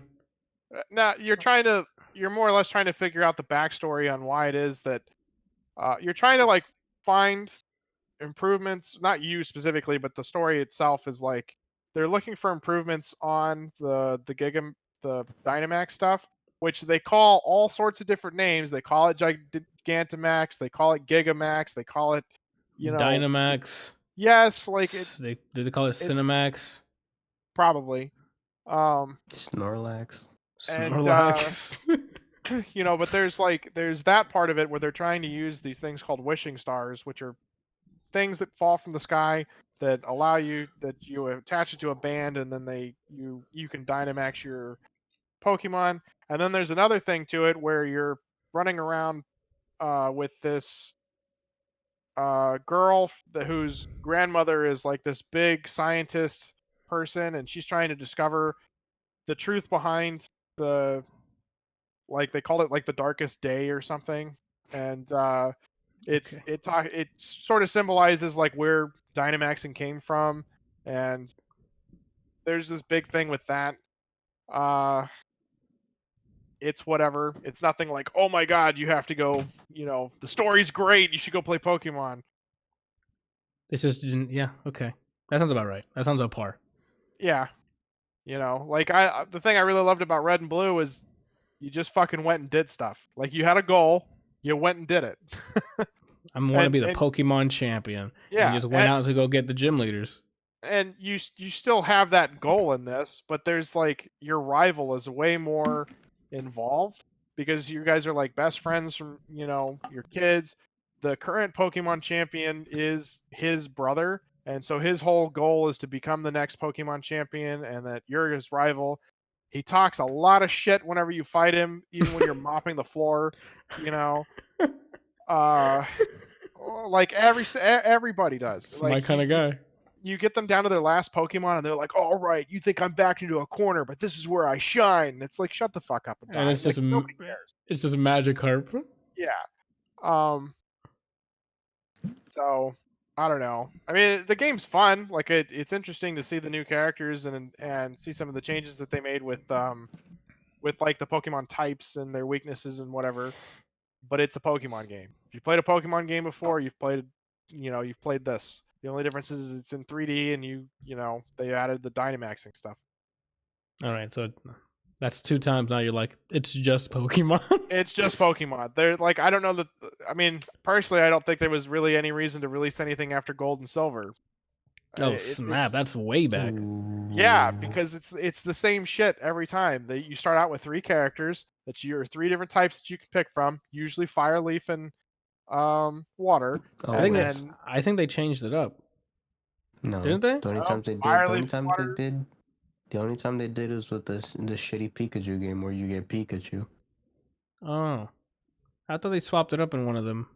I think they No. did. I think they did switch it up in one of them. I don't remember. I don't like. You Okay. still get 3 to choose from, but I don't Mhm. think it's I don't think it's necessarily fire, water, and leaf. Okay.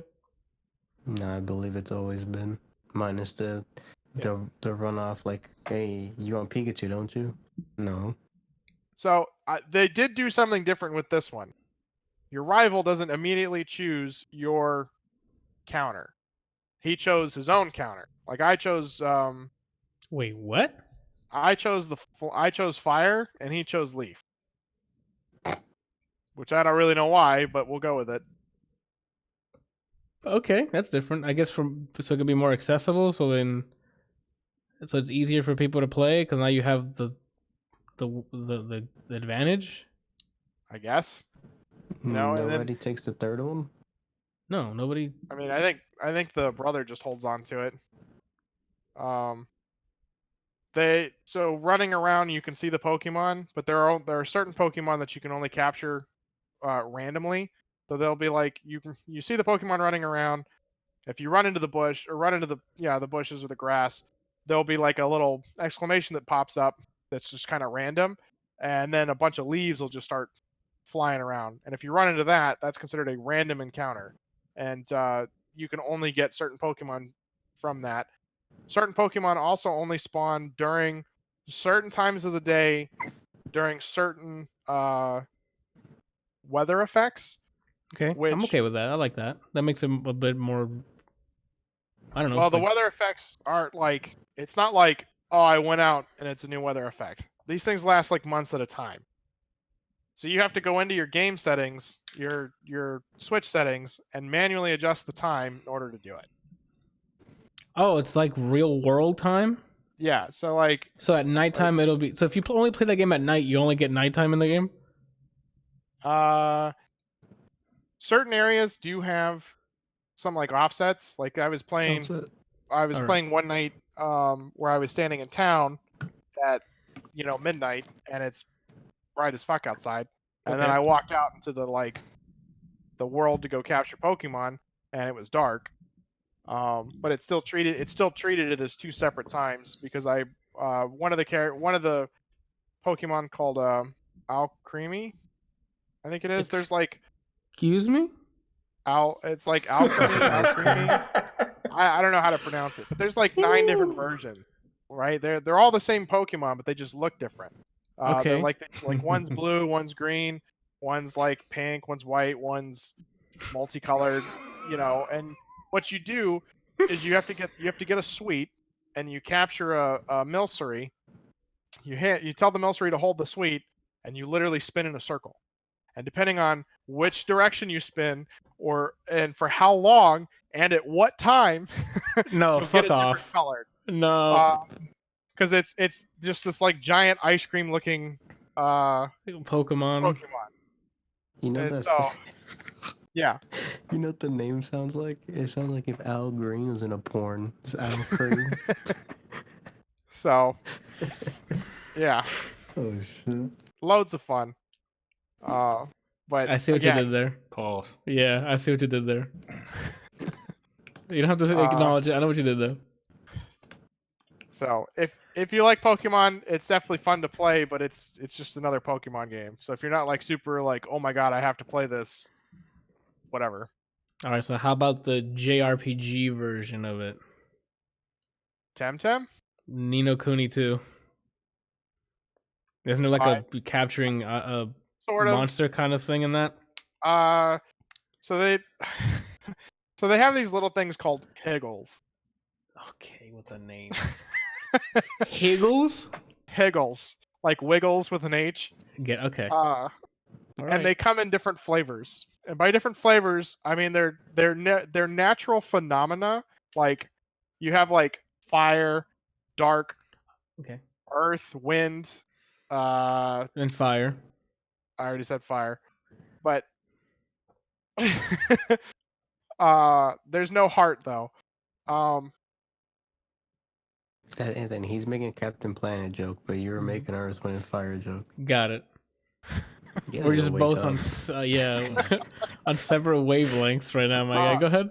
So there's these little like they're just like these little characters that just run around with you and they'll fight in battles and they do different things. Like one of them I got a wind version or a life and earth. I don't know what it is, but it allowed me to like cast a wind spell that causes this propeller looking tree to spin faster so that I can hop up to different places. Okay. I mean they help fight in battles.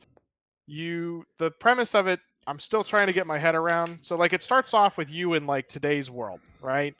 It's the president of the world, the United States or something. He's like driving over a bridge with his convoy. They're going into the city, and then all of a sudden there's this missile attack that explodes in the center of the city.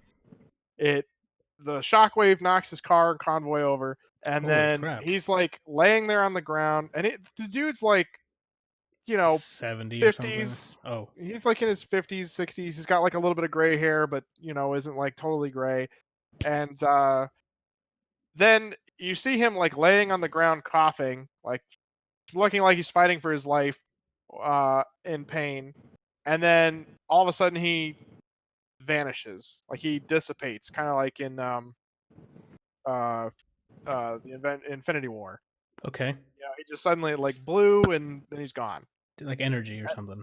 Yeah, and then it just transfers to this other world where this kid with fox ears, I think they're fox or cat ears, I don't know, is standing there, and there's a giant rat giving a speech, or a giant mouse, to a whole bunch of other mice, and then all of a sudden you appear, and you're like 24 now. Okay. I don't know. I don't know. I don't understand the story. Like it just. So is it like this? Okay, so the old dude who vanished into energy comes back through energy in a different world, and he's a 24-year-old now. Yes, he's Sounds got like the internet. he's he like if you had like gray right here, and then you went back in time, and you're 24, and now he's got like a ponytail. Everything's like. He's built the whole 9 yards, and you're just like, what the fuck is going on? Am I on shrooms? This is the acid kicking in? Like, what are we doing here? Okay. Yeah. And like he gets in, and this kid who's apparently the king of wherever it is that he is, or is going to be king. He's supposed to be inaugurated like that day, and then the giant mouse person, the giant rat, overthrows him by like, setting up this coup and killing everybody, and he's also the reason that the kid's dad died because they poisoned him, all this other stuff. And like your character comes in and you're going like, okay, this is weird. Doesn't really like question what time it is or like what year it is. Doesn't question really where he is. He's just like, okay, probably should figure these things out. Don't really have time right now. The kid's like, I'm the king of Ding Dong Dell, which is the name of the city. And you're not lying right now, are you? No. In the first one, they had a place called that too. It's called Ding Dong Dell. Ding Dong Dell, yes. And The big city. the castle and things are shaped like a giant mouse cat thing. I think it's a giant cat. It's got like it's rounded, it's a sphere, and it's got the ears. It's yeah. And the kid's like yelling at him, and he's like, "Okay, I'm gonna go look around. You stay here and have fun." And then like the kid's like holding a dagger at him, and he's obviously scared, doesn't know what the fuck to do. But so the guy like starts to leave, and then the kid follows him, and that's when the main character realizes that there's a coup going on, because the kid runs out and says, "Somebody arrest him," and then mouse people are like, "Oh look, it's the kid we're trying to kill," and the dude pulls out a pistol and shoots them. Yeah, the president of whatever realm he came from, gets teleported, pulls out a pistol, and starts shooting bitches. Okay. Okay, so is this a game show where when you're done telling your story, you're gonna ask me what part of it was bullshit? That would have been amazing. That would have been amazing had I thought of that. So no, it gets better. It gets even better. So they're like fighting for their lives, trying to figure out what the hell's going on. And this bodyguard chick comes out and saves Evan and him because they get surrounded and whatever. And as they're like running through, she goes, "Oh, hey, by the way, I got you something. I want you to have this." And it's this like weapon band. And what you can do is equip multiple weapons to it so that you can rotate through them. Okay. And he's like, "All I have right now is the sword and my pistol." And she's like, "You should equip them to the weapon band because it'll allow you to pull them out instantly." And he's like, "Well, I'm almost out of ammo for my pistol, so it's not like it's going to be any use." And she goes, "Oh, no. The weapon band will automatically refill all ammo." We're done talking about Ni No Kuni 2. When you said he shoots him, I'm like, so he has 6 shots and then the fucking thing's useless because he's in another goddamn world with rats and a city called Ding Dong Dell.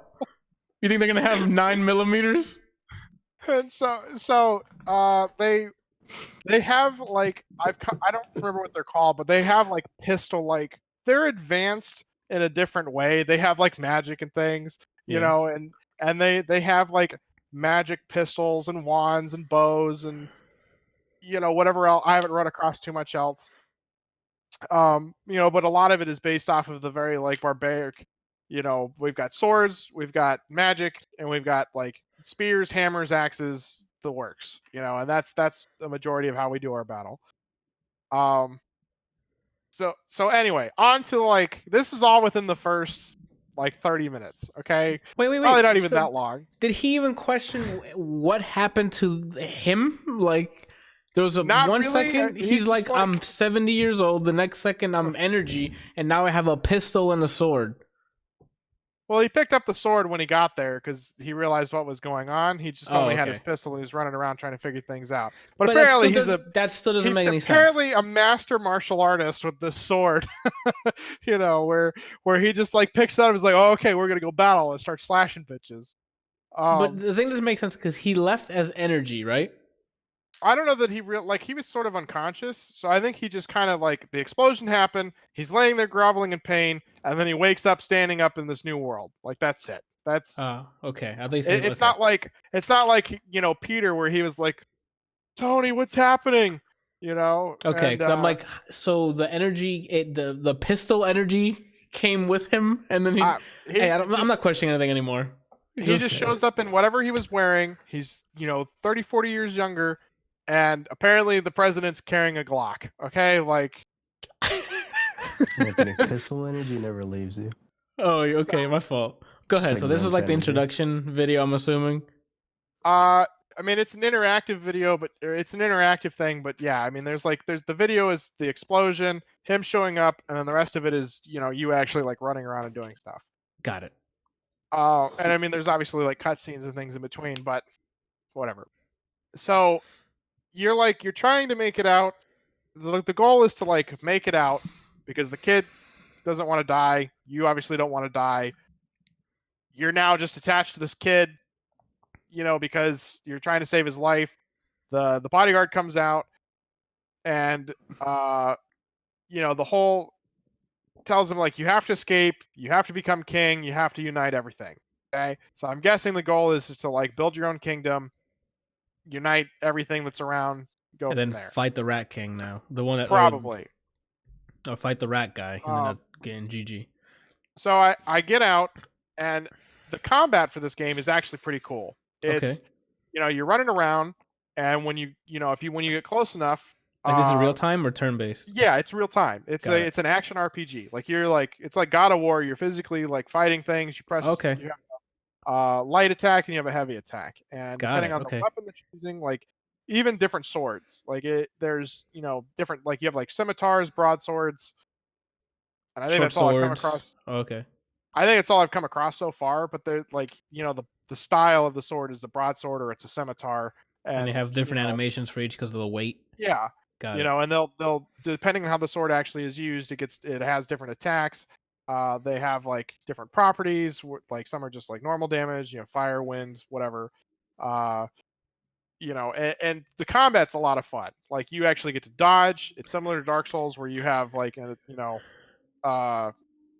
invincible frame when you do the dodges. Okay. And you have magic, you have skills, and you can switch between party members. And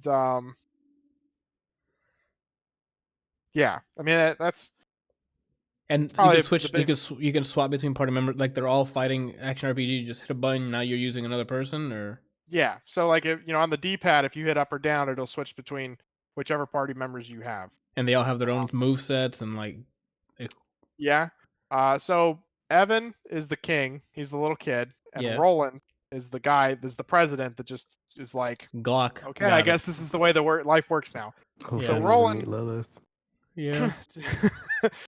So Evan and Roland both use swords, and they have similar attack styles, but he's more of a mage type, and so his spells and things are more based on doing elemental damage. You see Evan, the little kid? Yeah. Got it. And Roland is more of a physical person, so all of his things so far have been I only have 2 skills. I mean that makes sense. He came from like a different world that doesn't know magic, so and so that like I'm running out, and the kid's explaining how to become a king, and you have to get recognized by a kingmaker, which are these like maybe fantasy style beasts things that are just living somewhere, and if you get recognized as a king by a kingmaker, you can be a king of a realm. And so the new goal now is to find the kingmaker. Okay. And so I start. The kid says there's the kingmaker, or there's a place that we can find a kingmaker just through this canyon. We should go there and try and get there. On the way there, you get captured by pirates. They're like, "We're just gonna kill you." And one of the like main, like the head honcho's pirate's daughter gets kidnapped, and they're like, "Look, if you let us through, we'll go save your kid. But you're gonna kill us anyway. If we don't make it, then, we're dead. It doesn't matter. Yeah. Whatever." And so he's like, "Okay, fine." And so they go and they save the kid, and he doesn't go with them. No, he's like, because apparently I don't know. Don't ask questions. Okay, I'm just gonna stop. So, go ahead. So he's like, he basically is like, well, she knew the risks. I can't send men in there to start this thing with the Wyverns. Where if she was in the same position, she'd do the same thing. Got it. And that's when Evan was like, no, you can't just let her die. We're gonna go fucking save her, and whatever. So they go, they save her, they come back, and she's like, I'm gonna go follow them now. The head honcho's like, what? And she's like, you told me I should do what I want, whatever I want, however I want. So I'm gonna go follow them. And he's like, okay. And then the next scene, there's a whole big like dialogue between Evan and the head honcho about him needing to be the king to unite the realms and whatever.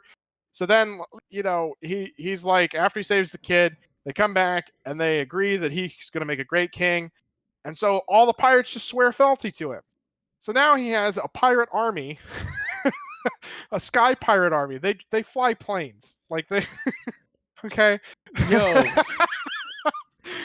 Why'd you wait that long to say that? Because I honestly forgot about it because it's literally like they start flying around, they capture you, and then it's all ground shit after that. like birds? No, like planes, like No, but they're capturing. They fly around empty water and then just there's a person. They go down and swoop you up like a bird. no. They like had a net gun and and capture you. Go ahead with okay. So the combat seems pretty good The combat's great. The story is like out there. so far, and so then like your whole goal is to find a place that you can start setting up this king. Or first, I'm sorry, you have to go find the kingmaker. Yeah, so he can recognize you Yeah. or So she, whatever.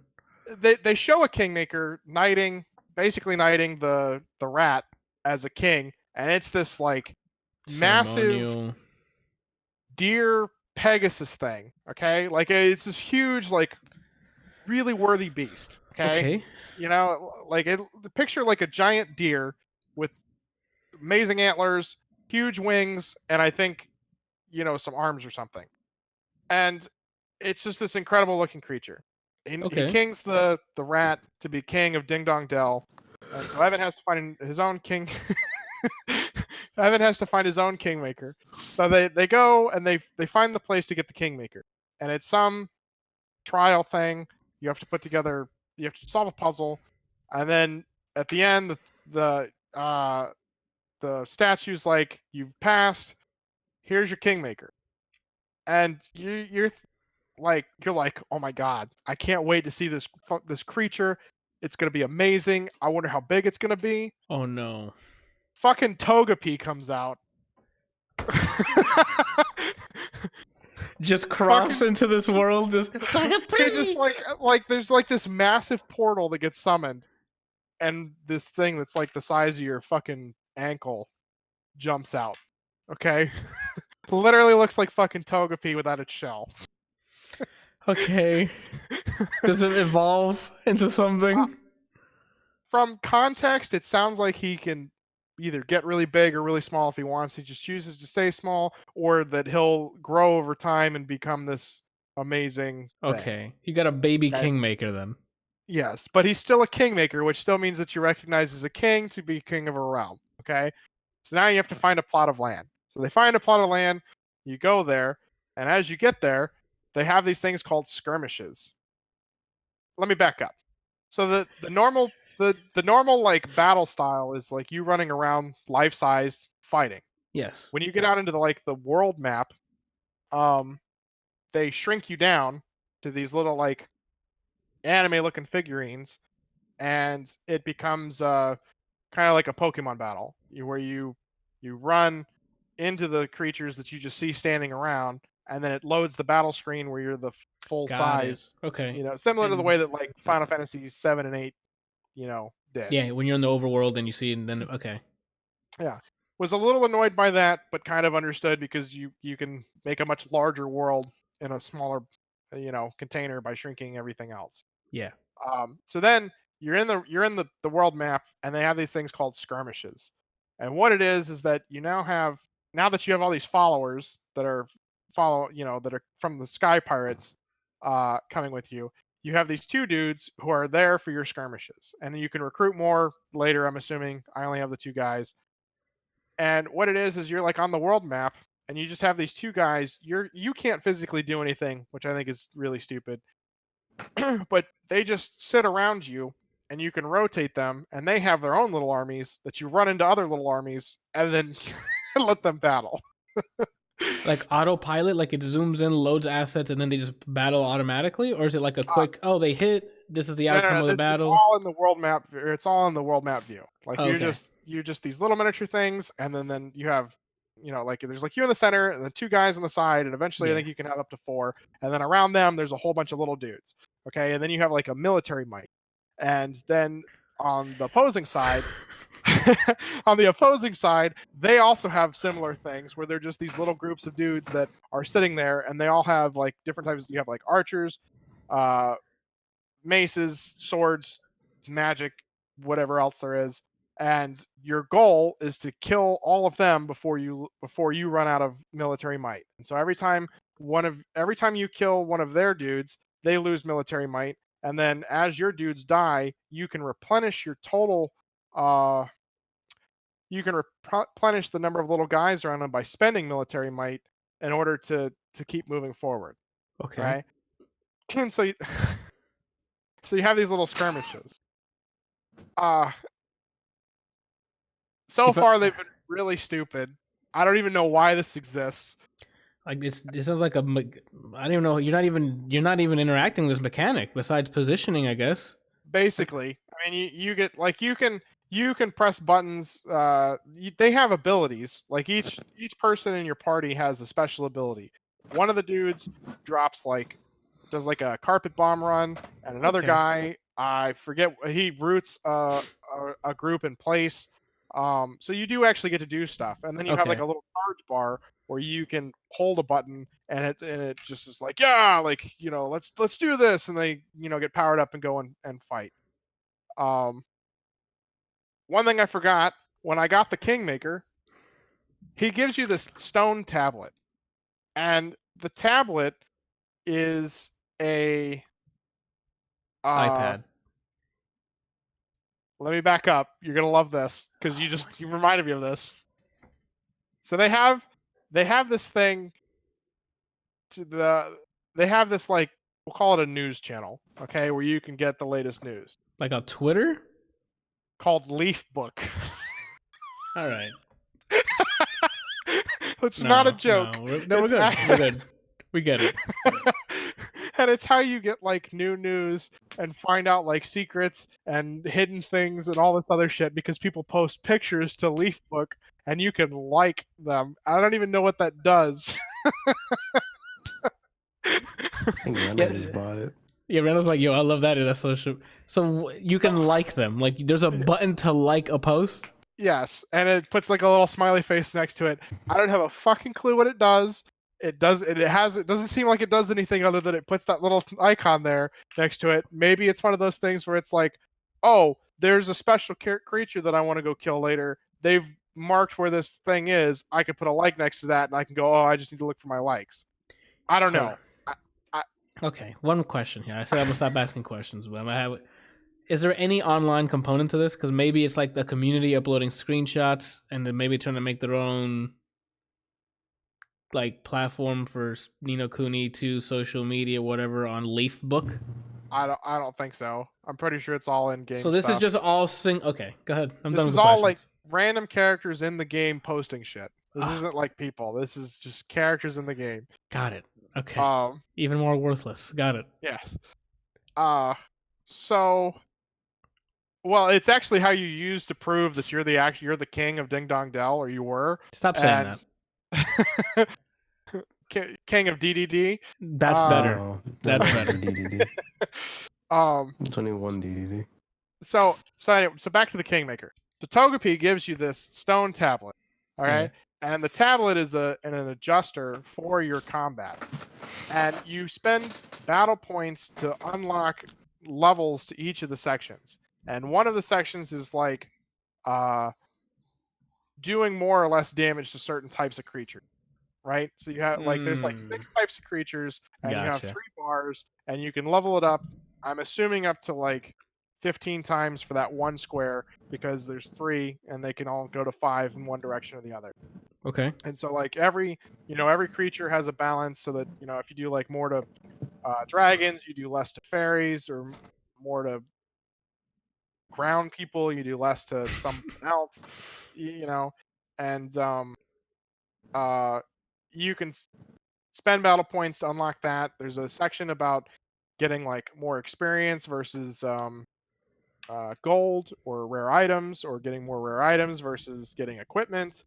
And another section about your resistances, and another section about like just your battle techniques, like more heavy damage, more magic damage, more something. I don't know, range damage.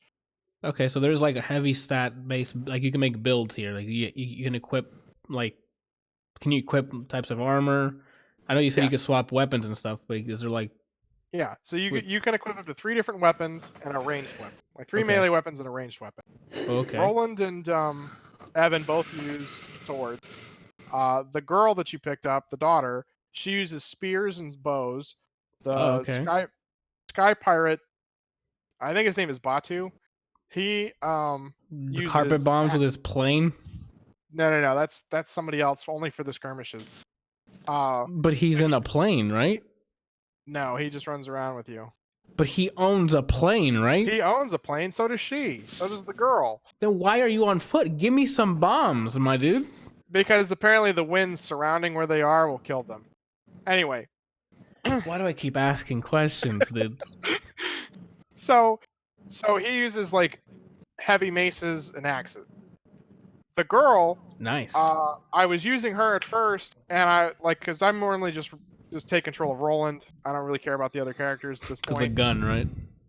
No, I only ever really use this. I couldn't figure out how to use the gun for the first 3 hours. I had to look it up because I never needed to use it. You can literally attack everything with your With a sword. swords. Yeah. The only reason to attack it is the only reason to use a gun is or a ranged weapon is to hit something in the air. And either Oh. Evan took care of it, she took care of it, or I could just jump up and hit it with my sword. And so I didn't care. Okay. So she doesn't do any damage, and I don't understand why. Like, she has weapons. She has 2 spears that are at the same level that that Roland's is, but just does 1 and 5 damage while he's doing 30 and 40. And I'm like, doesn't make any sense. Maybe she has low, a base attack or base attack stat is really low. Maybe she's a buff or debuff character. I mean, her range stuff is using a bow, so I don't even know how she would do that. Like, her skills include shooting different types of arrows. That might or be it. using Then. her spear in a differently.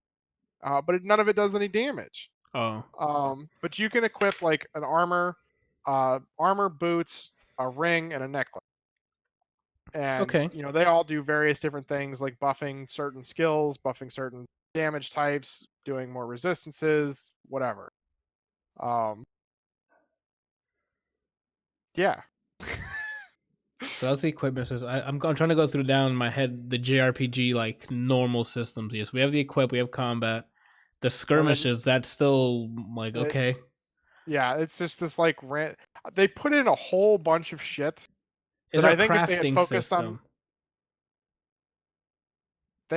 so eventually I think you get to the point where you can breed higgles Oh my god. and level them up.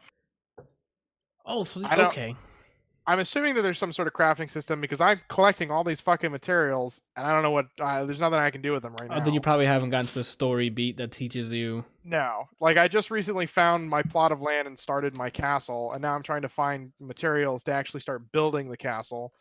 So we just have a bunch of tents. I'm sure what happens is once you have your castle built, you'll have merchants there. You'll have Probably people to a blacksmith maybe to make your stuff and all this other thing.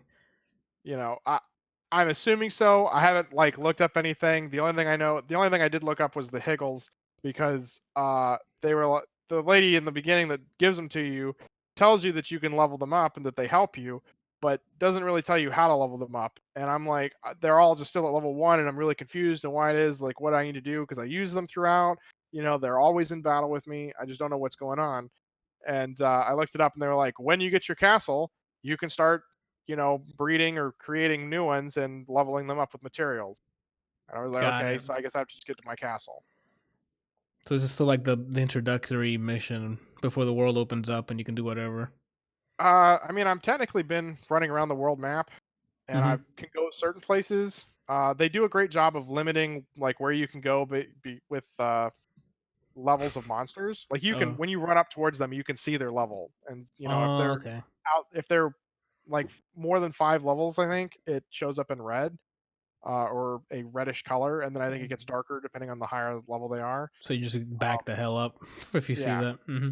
They also have some special monsters that are out there that are tainted by some dark aura, and you can tell that they're tainted because they show up as a purple monster icon on the map, and there's a big purple swirl around them. And they're apparently way stronger than your average. If you were to fight something level 15 and then fight that's level 10, you might as well be fighting something that's level 30. Oh. and so but there's like big rewards, big bounties for killing these things. People like put hits out on them and whatever because they're terrorizing something. Which I ran into one and I was like, I'm gonna save before I start attacking this, and I saved, went up to it, and it's just this little like blob, and I'm about its level, and I go up and I start swinging, and it's just sitting there like, hey man, what's up? How's it going? And then I died. All of my characters died. Literally just like he burped and everybody died. Okay, so don't fuck with that. Yeah, so I've left all of those alone for right now until I get to a point where I can either start smithing my own weapons or something. And that'll probably be when you get to your. It seems like a lot of it's tied to making sure you have some sort of base of operations. Yeah. So I'm really disappointed that the girl's not really doesn't seem to be usable right now. You get experience. Everybody gets experience just for for fighting. Like even characters in the back lines that aren't out. Oh, So that's nice. yeah, that's a quality of life stuff because that's something Pokemon just. Well, they do that in the new one. Like if you fight, everybody gets experience. The person But who actually everybody in your party gets it, not like Yeah, not everything in the you've ever box. captured. Yeah. No, I'm pretty sure in this, everybody who you pick up, which I'm going to assume is about 6 to 8 people, based on the size of the things on the UI, gets experience. Got it. That's Because good. there was like during the Kingmaker stuff, it's just Evan that's running around, and he does all these things and gets a bunch of experience at the end, and the other 2 characters got a whole bunch of experience as well. So, Okay. yeah. I think. So, I guess final question: are you enjoying this? Like, it seems like there's a lot of mechanics, a lot of things. It sounds like a legit JRPG with so many things laid on top of each other. I guess it'll open up one more once you get your castle, but Yeah. So I'm in the midst of trying to get to, building my castle. But you have to go to all these different kingdoms to get stuff, and yeah, it's just grinding away, I guess. yeah. But I'm enjoying it. Like the combat's a lot of The fun. combat seems like it keeps you tied in because you're not like Yeah.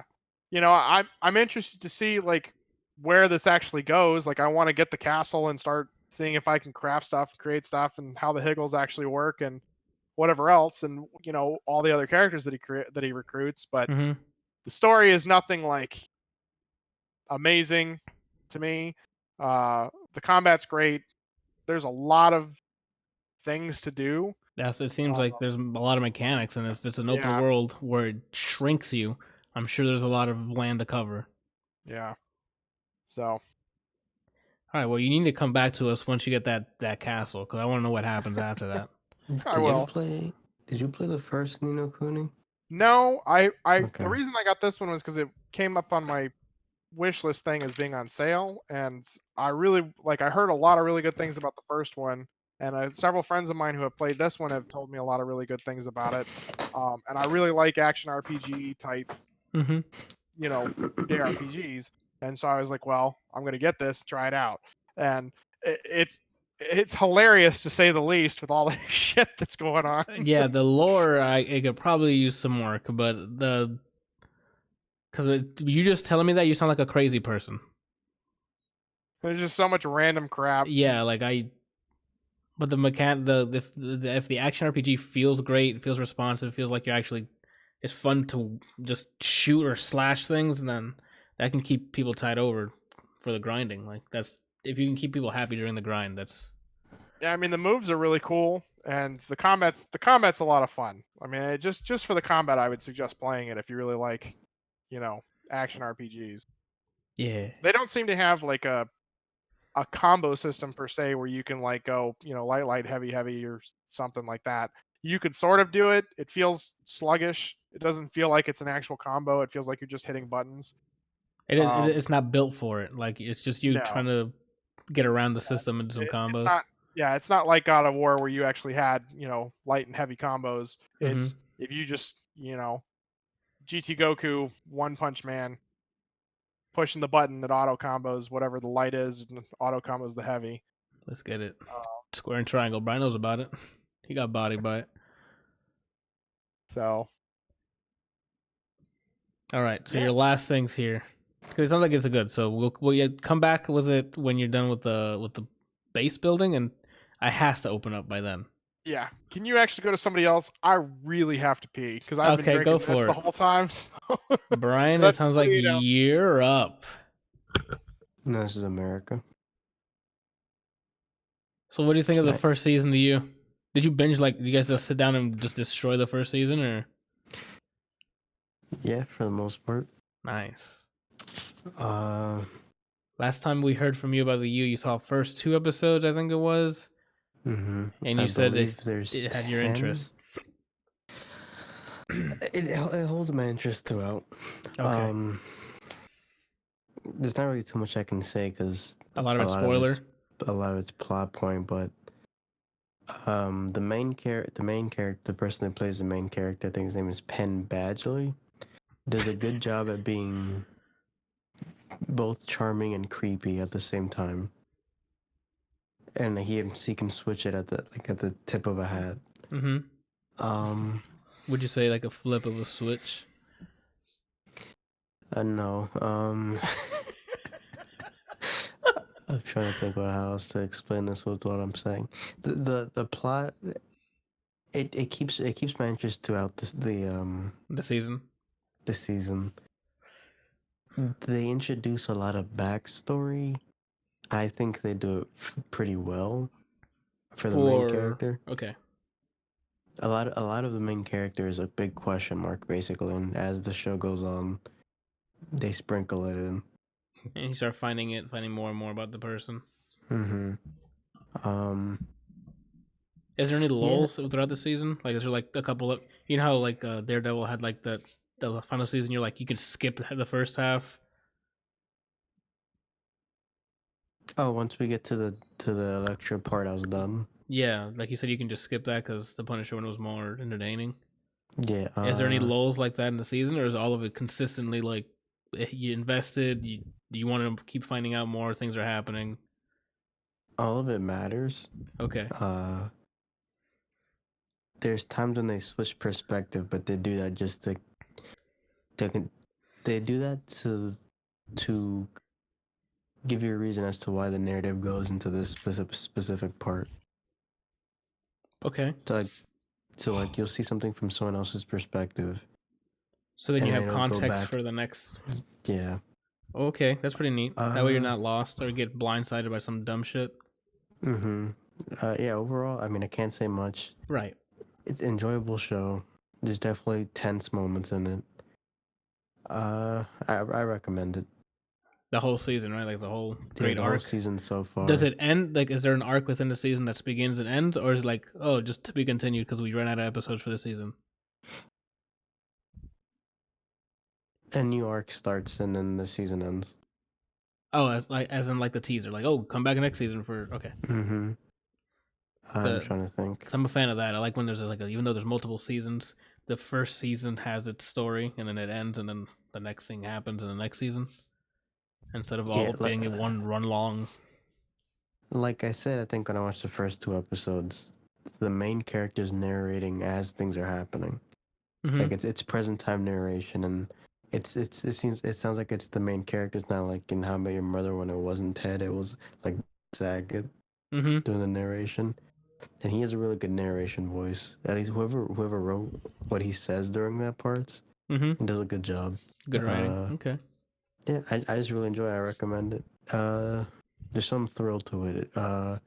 Without saying too much, even though this kind of gives you a tone as to what kind of show it is. If you like early Dexter, you'll like stuff from this. Yes, I did like early Dexter, and then it got to a point where I'm like, I don't care anymore. You'll like it, I think. Then sweet. Okay, nice and sweet. I saw 1 episode of season 2, and I guess I can talk about it a little bit. A lot of things change, and then as things are changing, it's like, nah, but who are we talking about here? and then, but in a good way. But who are we talking about? Like, you know how let's say they try to do like an arc for a character where they change. They try to develop a character in a different way that goes against how they've been showing the character. Okay. When it doesn't stay true to what, like, either a character arc or what. It's a character trying to do that themselves, but then within the first episode, you realize that Mr. Robot, how he deceives us as the audience. First episode of season 2 is like that. Oh, okay. And I mean, it re-hooked me. The person who plays the main character, I can see him doing well in anything A+. else. Oh, okay. Yeah, so he's got chops. I like him. He's got acting chops. Okay. Randal, he's got acting chops. That could be your new series, Randal. He's actually sleeping right now, so. It's my final word. I recommend it. I was skeptical because Twitter basically told me the whole season for the second one, and I was like, too many people are talking about this like this is a new Bible. Probably not gonna like it. It turns out I liked it. This is like the TV version of Journey. Yeah, but I liked it. Okay. You want to go swap over to you, Kelsey, because you're back, or just let Brian finish his stuff? What you doing? He can keep talking. I was talked for a while. All right, Brian. So let me know how Mighty Morphin Battle for the Grid was. Yeah, so I caved in. A friend of mine and I bought the Power Rangers fighting game because I mean it's pretty cheap. It's on sale. Like all the DLC. No, just base game is always $20. Oh, okay. So I got the DLC. I basically got all of it with like the gift card that Randall got me. So I was like, oh, it's not too much of a commitment if I'm using a gift card and not my own money. So I bought it. Wasn't expecting much because I mean, the game is made in the Unity engine and it's not as pretty as Dragon Ball Fighters is. Like right off bat. Okay. It's a small team that made it. Some of them are people from the fighting game community. So Clockwork, the Marvel player. Yep. He works on this game. Oh, nice. So I was excited to play. I don't know like any Power Rangers lore, so I don't have any attachment in that regard. I just what made me curious into trying this was that a lot of Marvel heads were really enjoying the game. Does it play like is a tag? It's a team game. So it's a 3v3 like versus style game. There's some stuff that's different. For one part, -1 character, there's no air dashes. That's weird then for Marvel. Let me see the inputs are simplified more than Rising Thunder, so it's light, medium, heavy, assist buttons. You don't do motions to do special moves. Like you don't do quarter circle forward and you get multiple strengths. It's a special button. It's like Smash. A button and directions for special moves. Oh, okay.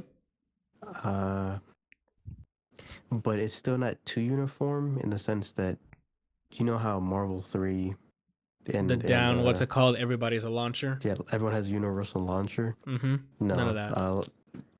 So like a down special could hit you sideways. Is what you're saying? Yeah, there's some characters that have like down heavy launches them, but there's others that have a command normal, so like back and medium.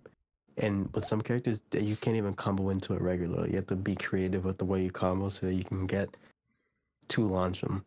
Oh, Even though the game execution-wise is very simple, there's a lot of layers to the game that if you were to try to take it seriously, there's enough there to keep you satiated. How many characters? I want to say like 20 something. It's a good number. Is there any any GT Gokus in there or? So I went into this not really following any meta at all. I just went in. And you picked top tier, you piece of shit. By word of mouth, and I just started labbing stuff. Okay. I don't know who's top tier. I know there's some characters that have like.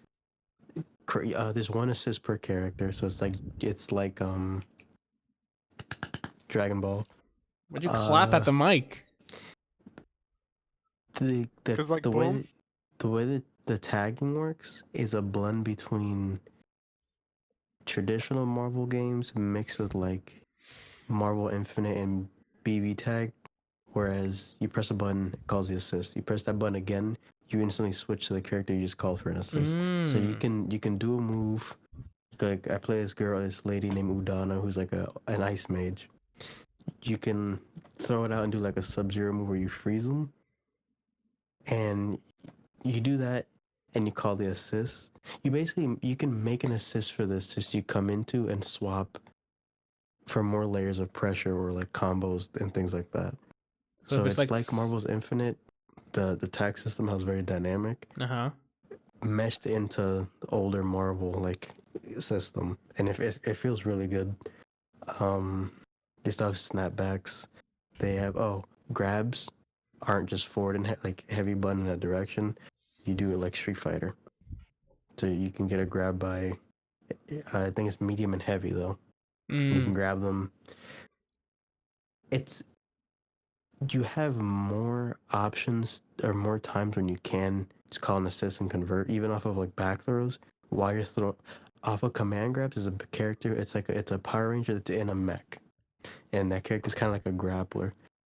She has a command grab that you can call an assist. Like the Frost Lady I told you about, her assist is the ball that Sub-Zeros them and they stay there. Okay. You can command grab them and it launches them, but if you call her assist, they're pretty lenient on when you can and can't. As you hit them, the ball can hit them and now they're stuck there. So you just hit them with command grab damage, and now you have a way to convert. Is it like Gotenks' volleyball? Like you hit it and they move on the screen, or is it just they're stagnant there and just it's like literally like Sub-Zeros. Like you don't move. Okay. You're just there. Got it. So mech is my main. Got it. No problem. There's so many options with comboing. It's not as linear as Dragon Ball FighterZ, even though the game is simpler. There's a lot of loops. So I've watched no one play. I just went to the lab and figured stuff out. Can you and break I have it corner like loops already? You can't break it like Skullgirls? No. Damn it. There's combo scaling. But that's still damage they're giving to you. You could damn it. I wish you had the option to be like, get off me. If you're just doing the same buttons. Yeah, no, they don't. I guess, but then it's also that you make a boring game. Skullgirls is a league ahead in that case. Hey, you're doing the same combo over and over. Here's a button. We're done with that. Now I get to play again. That's the point of the game. Not you're not get caught. All right, so just do all your combos and wait for the next round. That's boring. Game. It sure is. It's a boring game. I've seen you get hype at Marvel 3, and that's Touch of Death City. That's unblockable city. Because the animations are dope, and they can break it. But if you're saying it's this simple in execution wise, and you can loop, why are you getting comboed in Marvel 3? No, they broke the combo itself. They just keep doing it. So that's what's exciting, because the execution, like Dante doing that over and over again, that's impressive. But if you're saying the execution is very simple here, they're just hitting normal things and just looping that's boring. What I'm saying is it's easier than Marvel and stuff, but that's high execution ceiling to do loops in Marvel and Guilty Gear. This one's a little easier to get into, but you're not going to go in there and do loops off rip. You specifically. I bet I can do it. No, that's easy. If you're saying it's as easy as Smash Bros., Randall's never going to touch the ground. When did I say it was as easy as Smash Bros? Now you're not listening at all. You're saying that you hit a special button and then that's directional to do a special move, right? That's the only time I mentioned Smash Bros. Okay, that's it. That's all I need to know, and I can loop you all day. No. What? I mean, he says that, but then he gets Kelsey'd, and then that's what happens. So anyway, there's that's the thing. It's Kelsey'd. Yeah, you know, Randall. Remember Tekken? Oh shit! Yeah, that never happened to me. You sure? I'm positive. Brian was there. That ain't never happened to me. Call Brian as a friend. You remember Miguel though? Go ahead, Brian. Oh my god! Trash players, all of you. What the hell? This will happen when you're nice to people. What the hell was I saying? Now I'm fighting the urge to just instigate more and try to get a first attempt. I'm trying to talk about this game. My bad. Go ahead. But you're looping. I said that they don't have a button to cancel the loop, but you were talking about something about you found stuff out for the loops. That were corner combos. Yeah, a lot of characters have like ways to go. The levels seem smaller too. So at first, I already found a way to take them from corner to corner. But then I literally just went to training mode and walked to the left, and I was at the edge of the screen. Oh, okay. So the playing field's So smaller. the levels are a lot smaller. A That's lot of interesting. characters have bullshit. Like, Oh wait, is it because it's like it's a vertical thing? Can you high jump? Can you regular jump and then like high jump? no super jump either. No dashes, no super jump. Then that don't make no sense. The space for the game is like Street Fighter, but you're playing Marvel. That makes sense.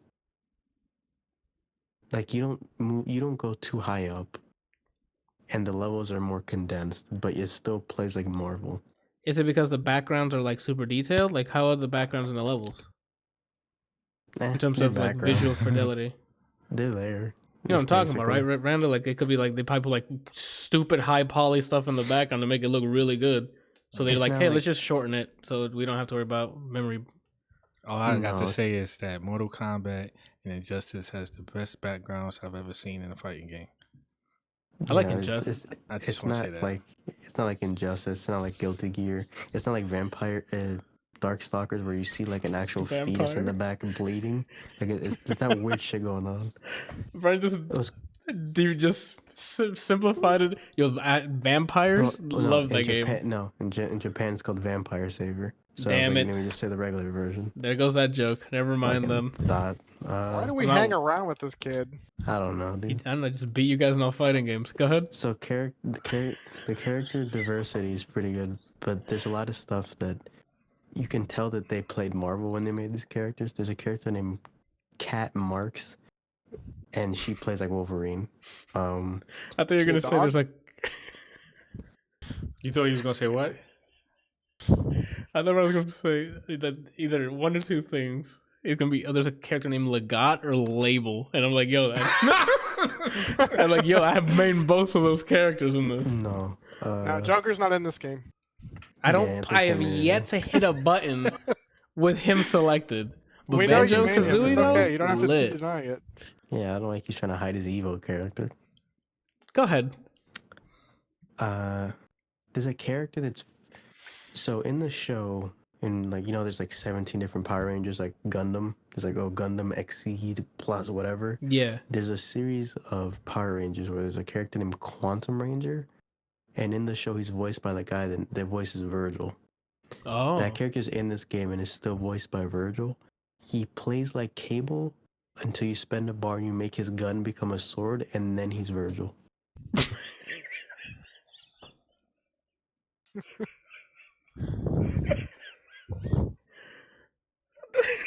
I've heard of turning a sword into a gun, but not a gun into a sword. In my head, I think that's backwards, right? Yeah. Well, that Final Fantasy VIII, the main character uses a gun blade.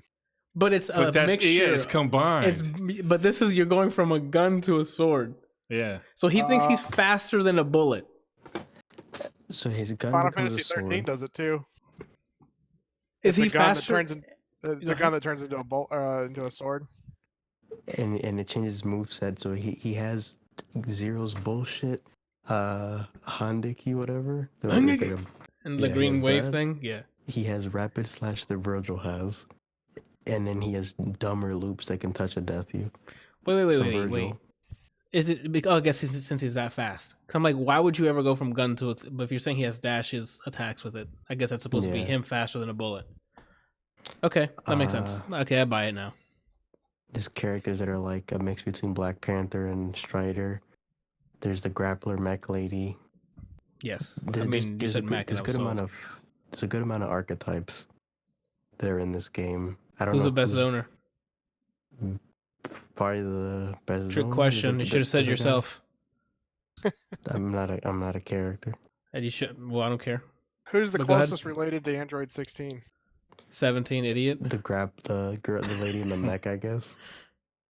Yeah, it'd probably be the mech person. Actually, that's like the only grappler.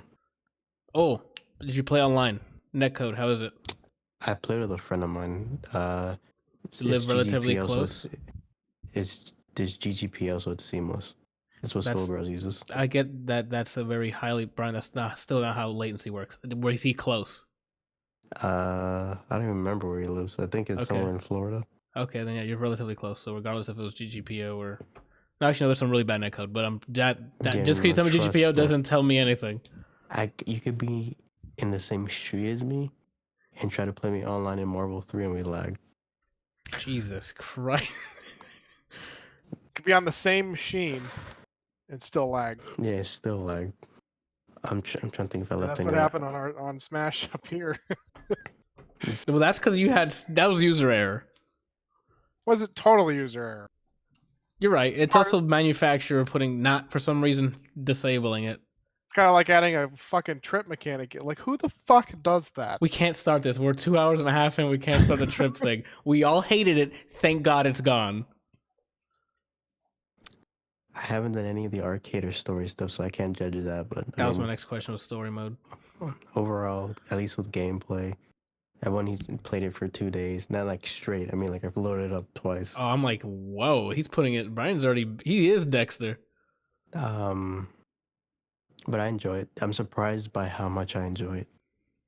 Okay, that's good. I was expecting like, oh, it's cool, and then I go back to something else. But no, I'm enjoying it. What it was, L9061 in Mixer chat says hi. Hello. I was gonna say, Bryant, because Injustice's story mode is already like leading the pack, so I was like, I gotta know what the story mode is. There's no fight. There's not a fighting game to this day that'll have a better story than Injustice. Yeah, that's what I'm saying. Like, if you played story, what do you think? You never know because you haven't played the story, Bryant. How do you know? To this day. Yeah, that's all I have. I enjoy it. If you miss Marvel, if you don't want to play against Goku's, this game's $20. Randall, I think you might want to check it out. Nope. With the 2 season passes, it's at most $50. And that's cheaper still than Street Fighter now because of the arcade edition. Mm-hmm. Yeah. The arcade edition has Sagat in it. But he already named Legat and Label, so he's got it. I hate Oh, I didn't know you didn't. Okay, well that's probably why. Yeah, it'd be cool if he said that into the mic. He said that he doesn't my like. bad. I said I hate Power Rangers. Why do you hate them? I mean, you haven't Because I grew up on Voltron. So you actively don't like something because you watch something else? It's kind of like, I don't know how to explain it. The way my brain works is that it's only one or the other. This is just a Voltron ripoff. And it's doing a very poor job at it, in my opinion. I mean, I'm not knocking anybody who likes it, but I never liked Power Rangers because I always thought it was cheesy. I can see that. Well, Randall, all of those things are cheesy. What? Voltron? Voltron's cheesy. Voltron is serious. I mean, I'm not saying it doesn't have cheesy moments, but Voltron is a lot more serious than Transformers is cheesy. All of them is just Power Rangers. They were made to sell toys. No. Okay. I can kind of agree what he says because I grew Transformers is a lot darker. My bad, Kelsey. No, I grew up on Voltron too, and like that's the whole reason I started watching the Power Rangers when I was younger was because of Voltron, and it just wasn't nearly as good. Okay. I wouldn't. Okay, you say Transformers is darker. No, he said Voltron was. No, I'm saying I'm saying in comparison to Power Rangers, Transformers is darker. Oh, so in Power Rangers, one of the Rangers was brainwashed by a character and was designed to murder everyone else. Okay, but that's not dark enough, so we'll move on. Oh no, I'm not saying it's not. I mean, I don't know anything about Power Rangers other than a little bit of episodes that I've seen, and everything I saw was kind of cheesy. I didn't see. All I will say is, I never gave a shit about Power Rangers. I wasn't like, "Yo, that's on," and I show over grandma or anything like that. Impossible. She'll destroy you. There was a Power Ranger game that was really cool when I was. Who is that? Was that for Kelsey? Yeah. Kept interrupting. I don't know. That actually looked pretty scary when you did that. I don't know any lore from Power Rangers. I could care less. If you just look at it as like the way the game plays, there's enough there that you'll probably like it. If you I think Randall will fucking love this game, dude. And I think that's extreme.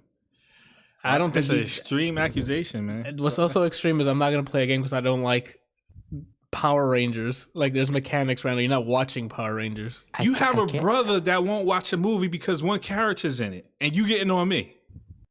And I've already gotten on him on that. Okay. Wait, is this something about Superman? Yes. Yes. You act like we don't get on him on this. We every time he does. No. This is the thing, though. I won't watch a movie about that revolves around this character. This game does not revolve around Power Rangers. You can mod it to be anyone else, and it'll still play the exact same. It's on PC. Yeah, you can probably mod the models.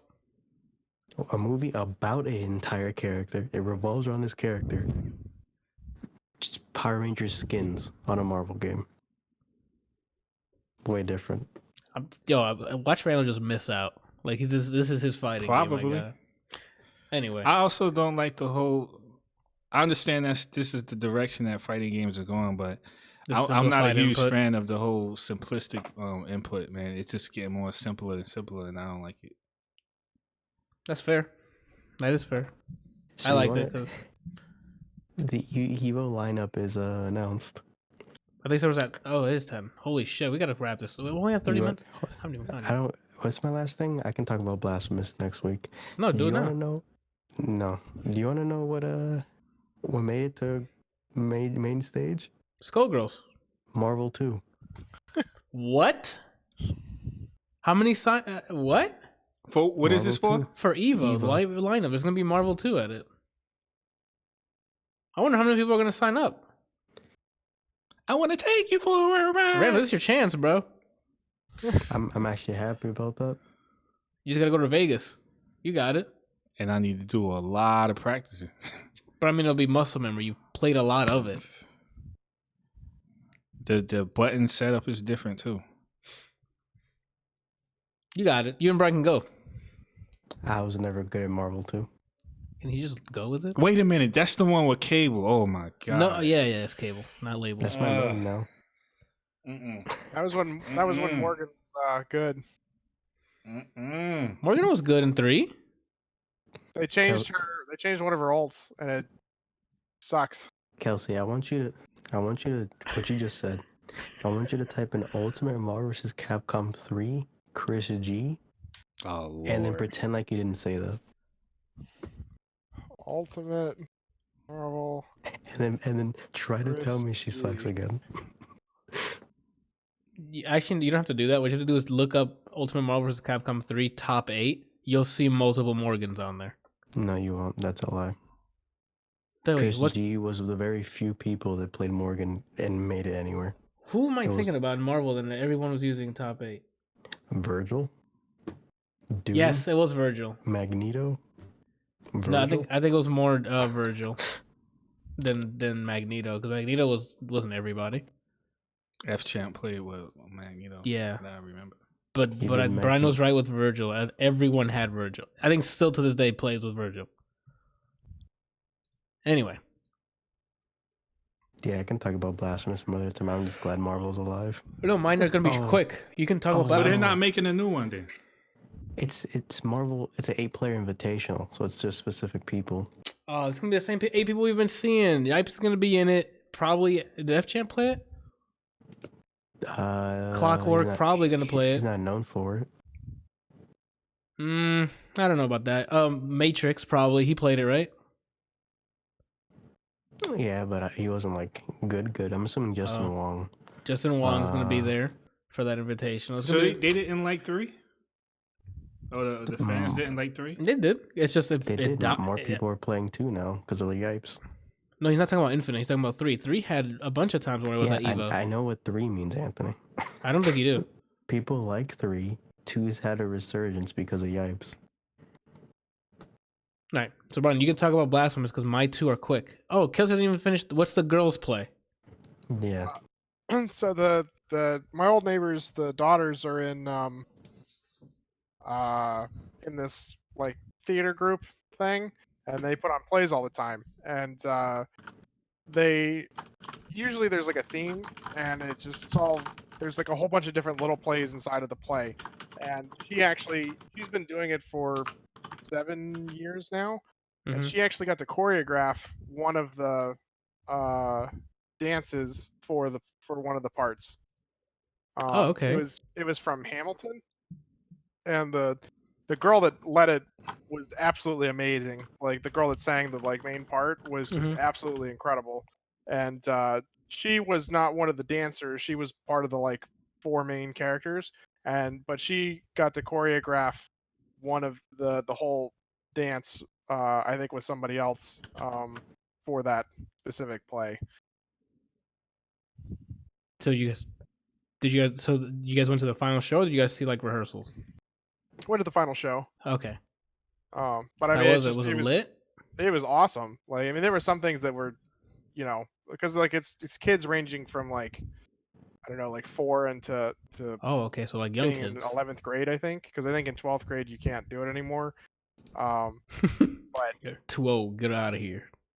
but yeah, I mean, like it was really awesome. She's 13 years old and able to start doing some of this stuff. Like it's pretty incredible. What kind of dances was it? Like, what was the choreography? Was it like from the top down created by her, or was it like taking some famous dances and incorporating it, or both? I don't honestly know. I really don't. Like, I mean, I think she came up with the new one, a new dance for that one. Okay. But there's a lot of like they take a lot of like famous plays and make it more modern, or they, see something on like YouTube that somebody else did and they try and copy it. But I mean, the whole thing was really cool. There was a lot of different things. They had like an Addams Family dance. They had that like played off of the original Addams Family song, and they had the Hamilton one. They had one about kind of like set in like a 50s diner, like a Grease style dance. Oh, interesting. Okay. It was, yeah, I mean, it was really cool. Okay, dope. That's pretty dope. Is she gonna be like a theater major, or like is she looking into being on stage, or is it just for fun? I don't know, because like the last time I talked to her about what she wants to do, she wants to be like some sort of like environmental activist or a marine biologist or something.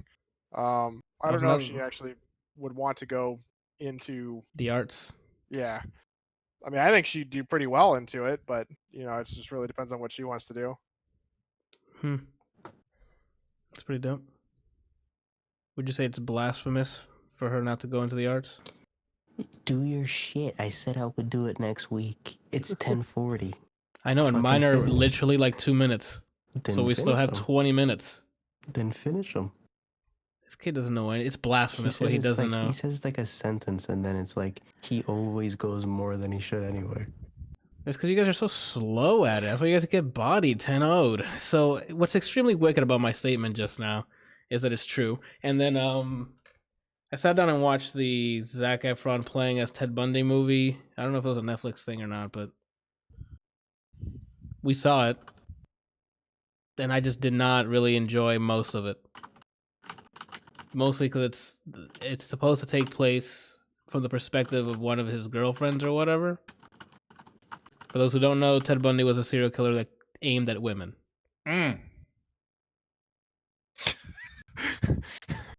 You good, Randall? I didn't know that.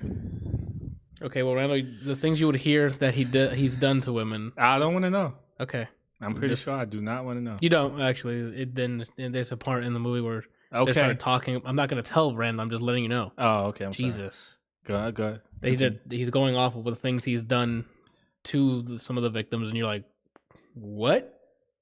To the point where it's like beyond gruesome. Like, not gruesome, but like beyond comprehension of... I don't even know. If I keep saying it, it's gonna come out what he does. Anyway, so Zac Efron playing Ted Bundy. It's supposed to be the perspective of the girl who... So here's the thing. Oh, Lord. Like... Here we go. The question for this is why? Like I get it's art, there's films, like who am I supposed to relate or sympathize or whatever with this story? This is a movie? Yeah, it's a movie. I'm not going to sympathize with Ted.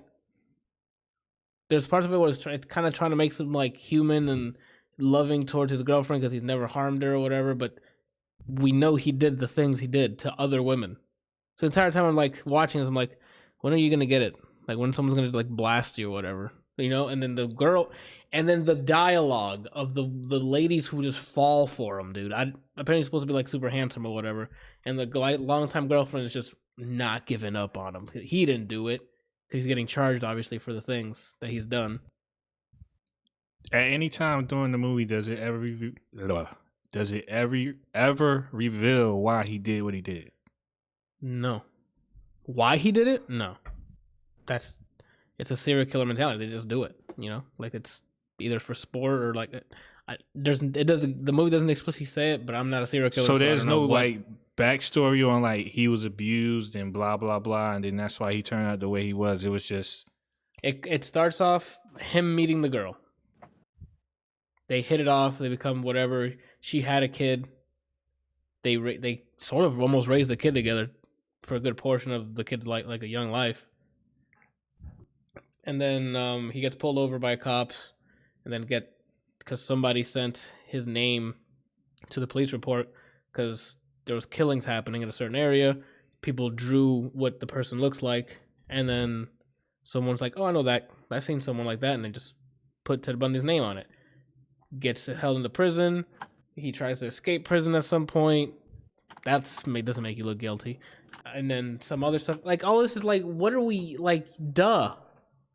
Most of it's like, duh, this is happening. So the stuff that he was doing to the women, was this before or during the relationship with the lady? Before, during, and after. Wow. So while he was raising this kid with this woman that he allegedly loves and never harmed, yep, he was out there bodying people. Mm-hmm. That was actually a line in the movie.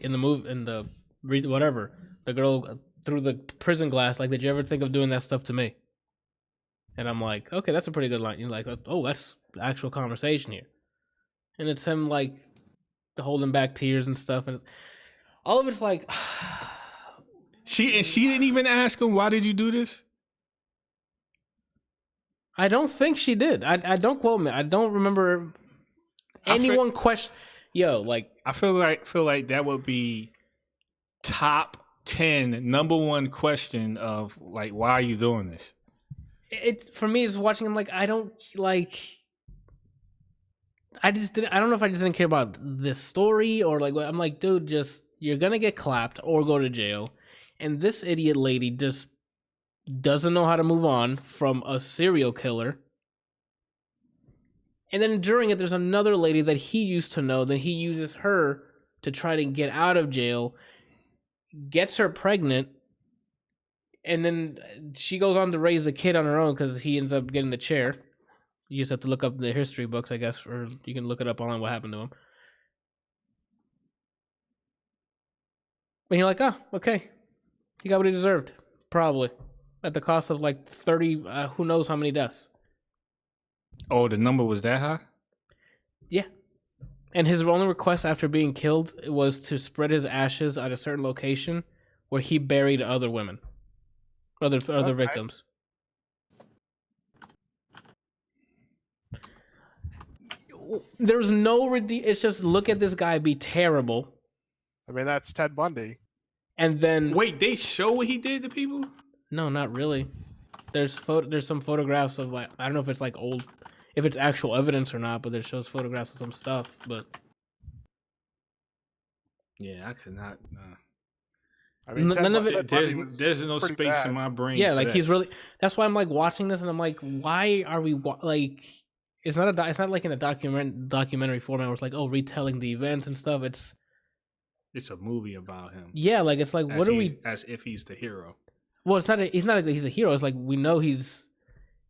Zac Efron was definitely playing very creepy. He was doing like not creepy, but he did well at his job. Like you could tell like there's something off about this guy and all this other stuff. But it's like, what are we doing? You know. I just didn't, and the dialogue was just the cheesiest shit. So the acting wasn't good. The acting was great. Like Zac Efron did great. I believed that man was as creepy. Like that's fine. Some of the acting of the other people were all right. Oh my God, Malkovich. I think his name is Kelsey. The one isn't Malkovich from Red 2, all this older movies. White dude. He's old now, but Is that the Malkovich. bomb guy? John Malkovich. John Malkovich. I think. Yeah. Is that the bomb guy? The one who was like a conspirator? The guy that was in Red with Bruce Willis and him. Yeah, him. Yeah. He played the Yeah. judge. He played the judge that sentenced him, and he did a phenomenal job. Even what's his name? Jim Parsons from The Big Bang Theory would play one of the lawyers. He did great. Like the acting was fine. It's just like I just don't. I don't know. It was just like a no. If someone asked me, "Do you want to watch it?" Like, if I recommend this, no. There's no need. Literally, Google it, see what he did. He still gets convicted. It's not like a made up story of it. Like, you're basically watching people be naive, and that's frustrating. You know how you hate when people do the dumbest things in horror movies? Mm-hmm. Now, but with things that we know, like as an audience before watching it, that is yes, he was a serial killer. So now you're watching people doubt that, or trying to make it believe. Like, I'm like, no, what is this? So I don't. For me personally, I was like, whatever. The acting was fine. Some dialogue was like super cheesy, especially from some of the females that were on there, like are falling tits over heels over the guy. And I'm like, all right. Oh my gosh. So that's that.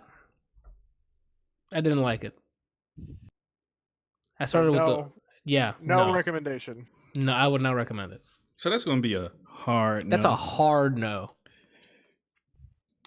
So let's flip the coin like we tossed it at The Witcher, and we're going to do His Dark Materials next, first season. This is a hard yes for me. So a TV show based on, I think, a book you said, Kelsey. I haven't read the book. It's a book series. It's one of Shannon's favorites. And from the first season here, it has me intrigued. I'm like, yo, I got to know more about this world. Because it's really cool. Did you read it, or did you? No, I didn't read the books. I've seen some of the episodes, but just from what I've seen, it looks awesome. Like they seem to do a really good job of a lot of things. And that's why I recommend it, because there's just a lot of cool shit that I want to know more about. So I guess a small plot, overview of what the heck's happening. Lyra is a character on here that's played by Laura from Logan. Basically, Wolverine's the kid he looks after. Professor X is in here playing Lord Asriel. I forgot his name. He was in Split. Oh my gosh. McAvoy? James McAvoy. Sorry. The woman I've seen before, I don't know her name. I am the main character? No. Or the main character is the woman that's taking care of the little girl. That one. Hold on. What am I looking up? His Darkest Materials. Yep. Why is it the show called that? So basically, okay, I can kind of, I don't know why it's called that, but I can kind of, guess. But give me a sec. Where is she? Ruth Wilson. Yes, Ruth Wilson. She plays Mrs. Coulter. Never seen her before. You've never seen her a before? lot of TV episodes. Nope. Oh, that might be why I've seen her on some TV. She's in Luther. She's in Saving Mr. Banks.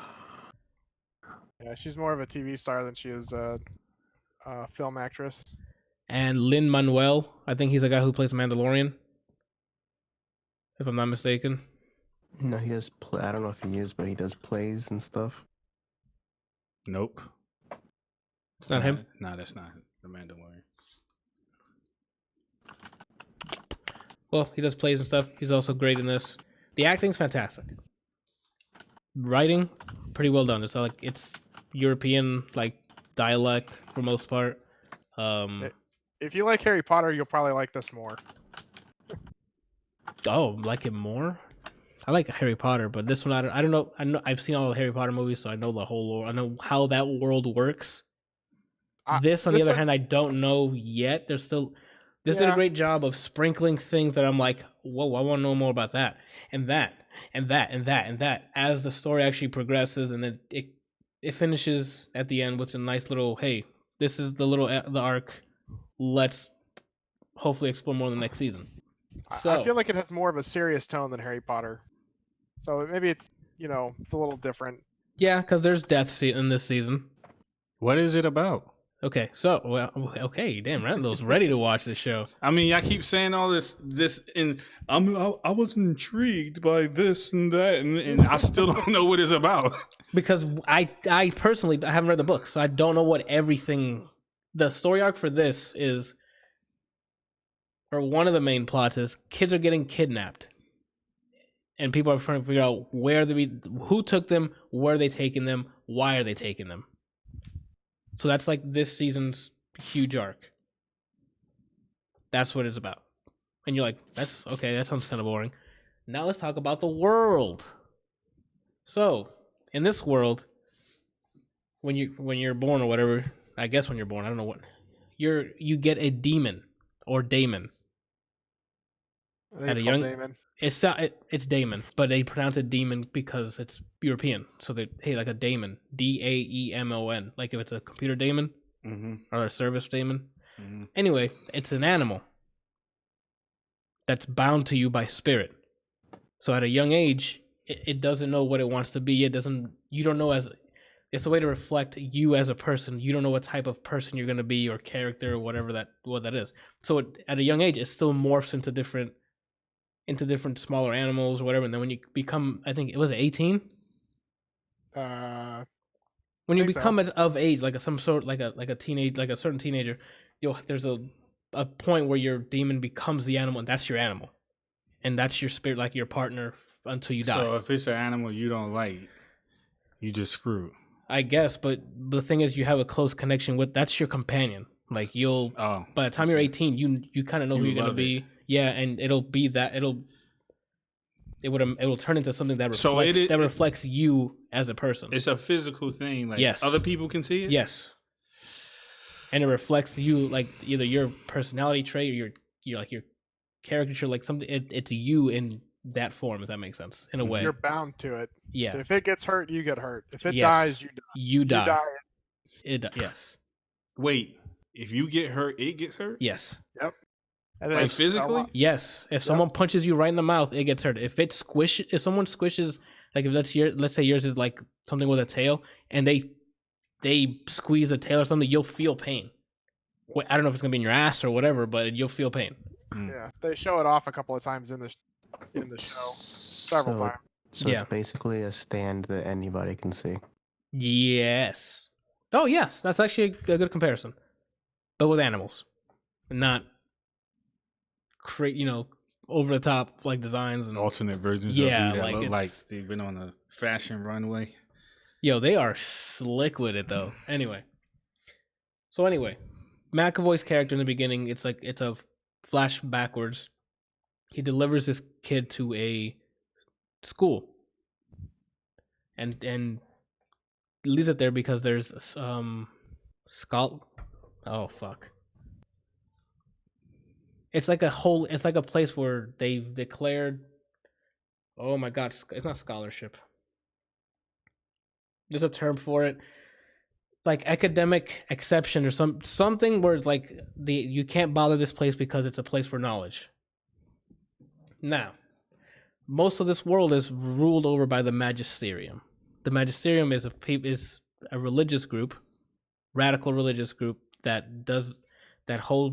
controls knowledge, controls the people are in this world. So whatever they say is like they ban new types of knowledge. They don't like people researching other things. It's all about religious stuff. Kind of like the Catholic Church during the Dark Ages? Yeah, pretty much. One, they look pretty cool, like the costume design and stuff like that. Anyway, McAvoy leaves the girl with something called the names are just so freaking weird in this, and I can never remember them. It's a device that you can use with, if you've studied the markings on it for who knows how long with books, you can ask it anything and it'll tell you the truth. So he left one with her. She grows up. Now she's a teenager. She has a friend named Roger. because they're both orphans. Like people, they're just orphans living in the school who help out with cleaning and all this other stuff. I guess I'll just fast forward to like main plot points. The lady you saw that we were talking about, Mrs. Coulter, goes and meets the girl and takes her away from the school because she invited her to go live with her and she'll show her the ways of being like because she's like a high level like mage. No, a mage. There are witches in this, and there's a cool ass action sequence with the witch in it. Dope. Again, another thing I'm like, wait, what? There's witches? I want to know more about them. Anyway, so yeah, she gets taken away, and as she's leaving, right before the day they were gonna leave, Roger gets taken. The same way all these missing kids are being taken. So she asked Mrs. Coulter to help her find him. And I'm not gonna reveal more plot points, but that's how she gets into that story arc. Now she's looking for Roger because while finding Roger, you find where they've been finding the kids. So that's her main thread there. Lord Asriel, which is played by McAvoy, has been doing research. It's research on what is called dust. They slowly start adding throughout the season what dust is, what it's capable of doing, and its benefits. And I can't say more. There's a really cool shit that happens with the dust stuff. I'm not going to talk about what you can do with it. You watch it. It's fantastic. What other plot point is on here? Not plot point. There's a race of bears. I fucking love them. Yorick Barrington, I think it's Barrington, is legit the best. He's one of the bears on there. And they have this culture where they like they're huge bears, but when they go to war, they have armor, and they built the armor themselves. So you'll like talking bears. Yeah, the person who voiced Yorick, I gotta go look that up because fantastic choice for the casting. It's a very deep growl, like it fits the seat. Like I think it's mostly CG because it's a bear, but the CG and the voice it matches. I'm like, oh, it's believable. Like if this bear were to talk to me, that voice sounds right. The fight scenes with like there's bears fighting bears in it. Dope. The daemons are used in very clever ways because there's some you'll see like Lord Asriel's is like a freaking tiger jaguar or whatever.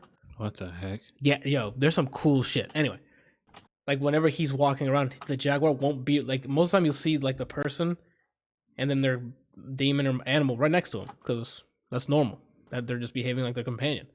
Asriel's, since it's a jaguar and it's always hidden. I'm assuming in the wild, right?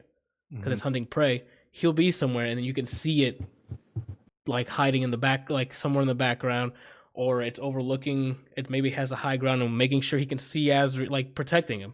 So if anything were to come out of nowhere, it's ready to pounce on it. Like it's small things like that. Mrs. Coulter, what's her name? Mrs. Coulter, the girl that we showed. Hers is like a chimp, like a angry chimp, like a specific type of monkey. I don't know what type it is, but the thing is, you see the actors kind of embody the animal they end up choosing because it's. Not choosing, but the animal that it turns into. Like when she rages out or she'll like land down, she'll land in a very monkey type style. Like there's one there was a moment where I noticed it where she came down from an elevator shaft and she landed as if it was like she was a monkey. But the monkey wasn't there at the time.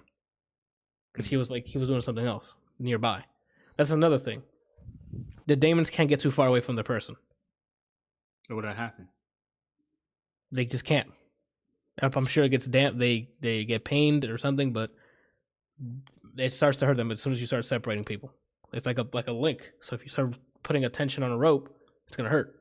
Oh snap! So they play around with that. I think that I'm just trying to get through all the subplot, like all the plots. So the kids finding out what Asriel's doing with dust, and what the heck the Magisterium's up to, which is like. The religious people because they found out Asriel's doing studies that he's not supposed to be doing. So now he has them on gunning He's him down. on their radar. Yeah. So demons don't have powers? No, they're just animals. Whatever animals can do. And of course, I mentioned there's witches, but I'm not going to go into that because that's a plot point as well. Like the bear, Yurik has a small a story arc that they get because Lyra the girl meets him and he has an issue. It's like a side quest.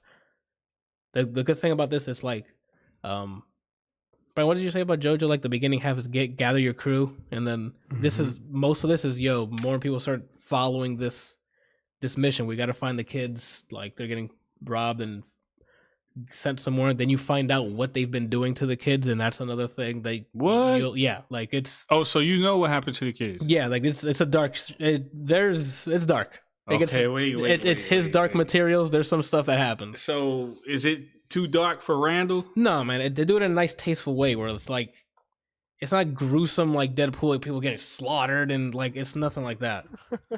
But you understand what's happening here, and like it's. Oh boy. What else? What was I just talking about before you talk? Yeah, finding out what's happening to the kids, and then there's like side stories for like most of the new people joining in. I don't know how it's. And this is all season 1. How many episodes? That's the thing I want to say. I think it's 12. It's 8 episodes. Oh, it's only 8. Yeah, that's something I'm going to compliment on this. It's like watching the first 2-3 seasons of Game of Thrones, where there's just so much stuff happening, so they don't waste so much time. Oh, this happened. Move to the next thing. Like you know how there's like different areas in Game of Thrones they need to cover that things are happening in. It's like that where it's like, oh, this is happening here. Move to this character. What are they doing? Move to this character. That's maybe how in a long are different the place. episodes? An hour. 54 minutes. Yeah. I don't know. I enjoyed it thoroughly. I can't wait for the next season. What is it called? His Dark Materials. You really get pulled into the episodes. Like you're like watching and you don't even realize that the hour's gone by. You're like, no, you need to keep going. Where's my information? Yeah, it gets to a point where I'm like, okay, so I gotta watch the next one, and I gotta watch the next one, or I don't know, because it for me it just sprinkled enough that I want to find out more. That's what hooked me, I guess. And I like I like the actors. I like the characters they play. I don't know. I recommend it. Especially 80 on Rotten Tomatoes. Oh, did it? Mm-hmm. Yeah, I'm loving it so far. The CG looks pretty, like for the animals and stuff, look really good from what I saw. The intro music I like a lot. I don't know. I just have a bunch of positives to say. I'm sure there's some negatives that I forgot because now I'm on the positive high, so I'm not thinking of all the things I don't like about it. But for the most part, I like most of the characters in it. Lin-Manuel did fantastic in this. Yeah, I'm so far. I'm definitely digging it. And that's it. And I already talked about my JoJo. I think that's it. Unless you guys have any questions for his Dark Materials or extremely wicked, shockingly evil, and vile. No? Nothing for me. Okay. The reason I started watching JoJo because I forgot I need to watch JoJo. After I finished his Dark Materials, I'm like, oh, time for Watchmen. And I'm like, oh wait, no, there's something else I gotta watch. And I remember JoJo I had to watch. All right, gentlemen, 3 hours in, we got this. Releases this week in Japan. Doing Blasphemous. Bryant said he's gonna just not do it. I said next week multiple times. I know, but it's next week. It's literally already 11. He said he would do things very shortly, and it's 11. 20 minutes past.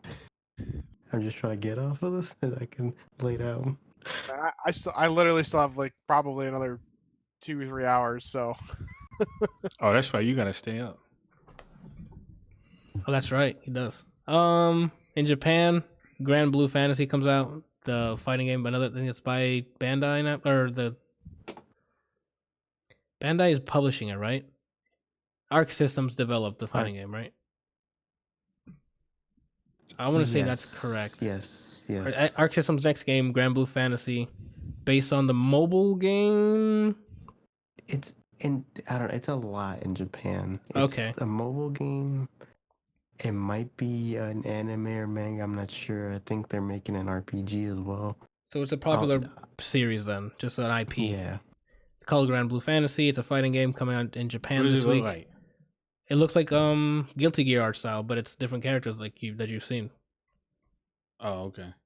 You remember how Guilty Gear looks? Mm-hmm. Or like Dragon Ball, where it's like 3D but flat 2D. Mm-hmm. But with these characters, I don't know anything about them, but I already made 4 of them. yeah, you gotta work quick. It's only coming out on PS4 so far. For movies, we got Birds of Prey and the Fantabulous Emancipation of One Harley Quinn, which I'm looking forward to seeing because we haven't seen a superhero movie since what, Endgame? I don't count Joker. He's not a superhero, so why would you count him? Just in case Randall or Kelsey hits me with some BS. I mean, I wasn't this gonna isn't say he was a movie superhero. either. Huh? It is a superhero movie. What? Harley Quinn's not a superhero. No, but there's superheroes with her. Black Canary. Black Canary's DC, Brian. I got him. Did Look, he not just say Harley? yeah, Okay. yeah. He said You his just wasting my face. time. Just wasting my time. Oh my god. Yeah. What are we doing? Music. I didn't see anything on there, Brian. I don't know if you can check that real quick if there's anything you see. And then Randall, you're still out of pocket. Green Day, LaRue. I think that's the person that's saying Bulletproof. Yes, that is. They have LaRouche, LaRoux. I don't know how to pronounce Stone Temple Pilots. Trixie Oh. Mattel's making an album. Probably a comedy album. Hmm.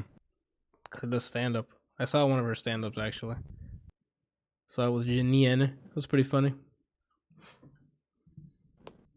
And then on TV, you got Brooklyn Nine-Nine season 7.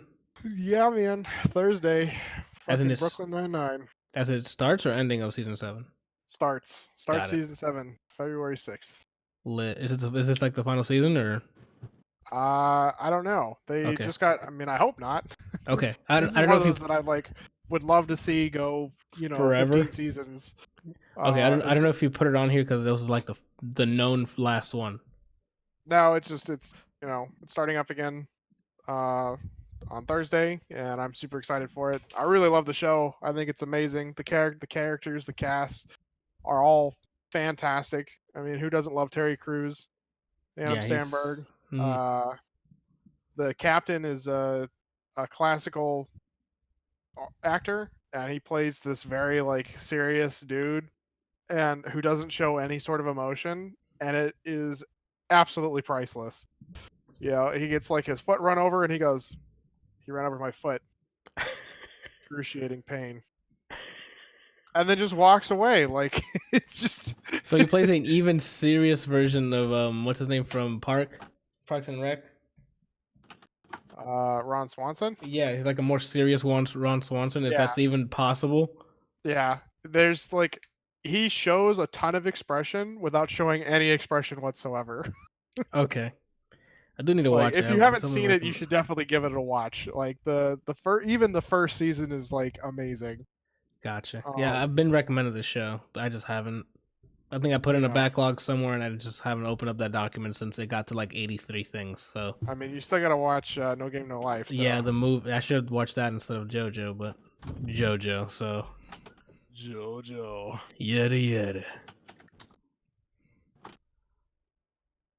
All right, peeps. Anything you want to plug before we wrap this thing up? What are you doing this week, Anthony? What am I doing this week? Let's see. Tomorrow I'm just gonna be booling. I'm gonna play some TF2 because it's been itching since I streamed last week. I gotta play some more TF2. So I don't know when I'm playing. Kelsey, when are we playing Reach? Oh, I mean Wednesdays I can't usually stream. So Thursday then? We'll aim for I mean, Thursday. If I did Wednesdays, it would have to be late, and tomorrow we're going out to dinner after her class. So that's definitely not tomorrow. Yeah, Thursday. I don't think we're doing any Thursday. Probably could schedule Thursday. Okay, so Thursday pending reach. Yeah. Okay. Gotta get some assassinations. That's in. what I'm there for. I'm gonna get it on camera so everyone can see how many miles you would run for a fucking assassination animation. I'm right, gonna cool. try and get it on Ni No Kuni this week as well, and I'll show off the everything for you. Okay. Yeah, because I do need because that sounds like a lot of mechanics. So yeah, probably we'll do reach sometime this week, hopefully, and then probably TF2 because it's back in me, man. It's back. You know what I'm saying? Brian knows. Ryan definitely knows. Yeah, I don't think he has installed. It's a nice thing to see. No, I don't have it installed. What was I gonna say? And I think that's it. We might watch Birds of Prey this weekend. So I don't know if and when because Janana works all weekend. So we'll see if we can slide in the time to watch it. Randall, how many dates you going on? Let's go. Dates? Yes. Yeah. Randall. I mean, you're over there swiping left and right on Plenty of Fish. I'm done with that stuff, man. Right now I'm focusing on. He got his eyesight board. So what's after that? Every day I'm focusing on the vision board. No, I said you got that done. What's after that? Oh, right now it's just focusing on. So last weekend just passed. Yeah. I went grocery shopping. You sure did. With Anthony and his girl. You and sure we went did. to BJ's and I got a whole bunch of food. So I'm gonna save a bunch of money on my car insurance. And I'm going to be eating healthier. And I'm getting back in the gym, hard body. So he was in the soft body before, so now he's in there. Just erection opens the door now. I'm trying to make some serious gains this year. Well, it's better than the stomach opening the door. That's true. Completely transform myself. So that's that. And as far as that's all I'm going to say about that. Art is concerned, I'm still Twitch.tv/loaded up.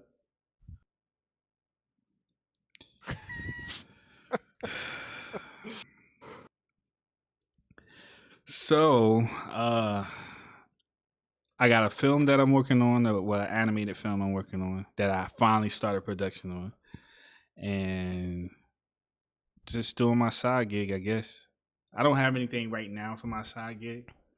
I just finished something recently. I actually have to turn in an invoice for it. You should take this time to start doing your other stuff then before they get you with something else. Like streaming on Twitch. Yo, Twitch.tv/loaded up. So yeah, that's it. Okay. Yo, Brizzle, I know you're trying to sleep right now, but what are you doing the rest of the week? My neck bleeding. Okay, Kelsey, what are you doing this week? While Brian sorts out the fucking serial killer in his room. Well, I'm hoping that we can play some Master Reach Chief Collection. Yes. Gonna try and play some Ni No Kuni. Yes. Hitting the gym at least 2 days a week. Trying for a third. Haven't gotten there yet. This is day 2 days without. 2 days is better than 0 days. But this is 2 days going without sugar, and it's fucking killing me. Oh, that means no Coke. Yes. Yeah. Oh my god. Yeah, that's why I've been. Let's get hype in the chat, know, dude. I've had like 4 of these today. Fucking disgusting. Put some lemon in it. It'll help. I have a whole bunch of those packets, the sugarless packet thing. What does that do? Wait, put lemon. Whoa, what's this tech? What is this? Oh, I'm just telling him to put lemon in it so that he doesn't get bored of the taste. Oh. Yeah, I have a whole bunch of those powdered packet things that you can pour in to spice up your drink. Dang, so you're on the down right now, dude. You're coming down like the weekend, dude. Ugh. So yeah, I mean, I'm at my heaviest I've ever been. It's fucking disgusting, gross.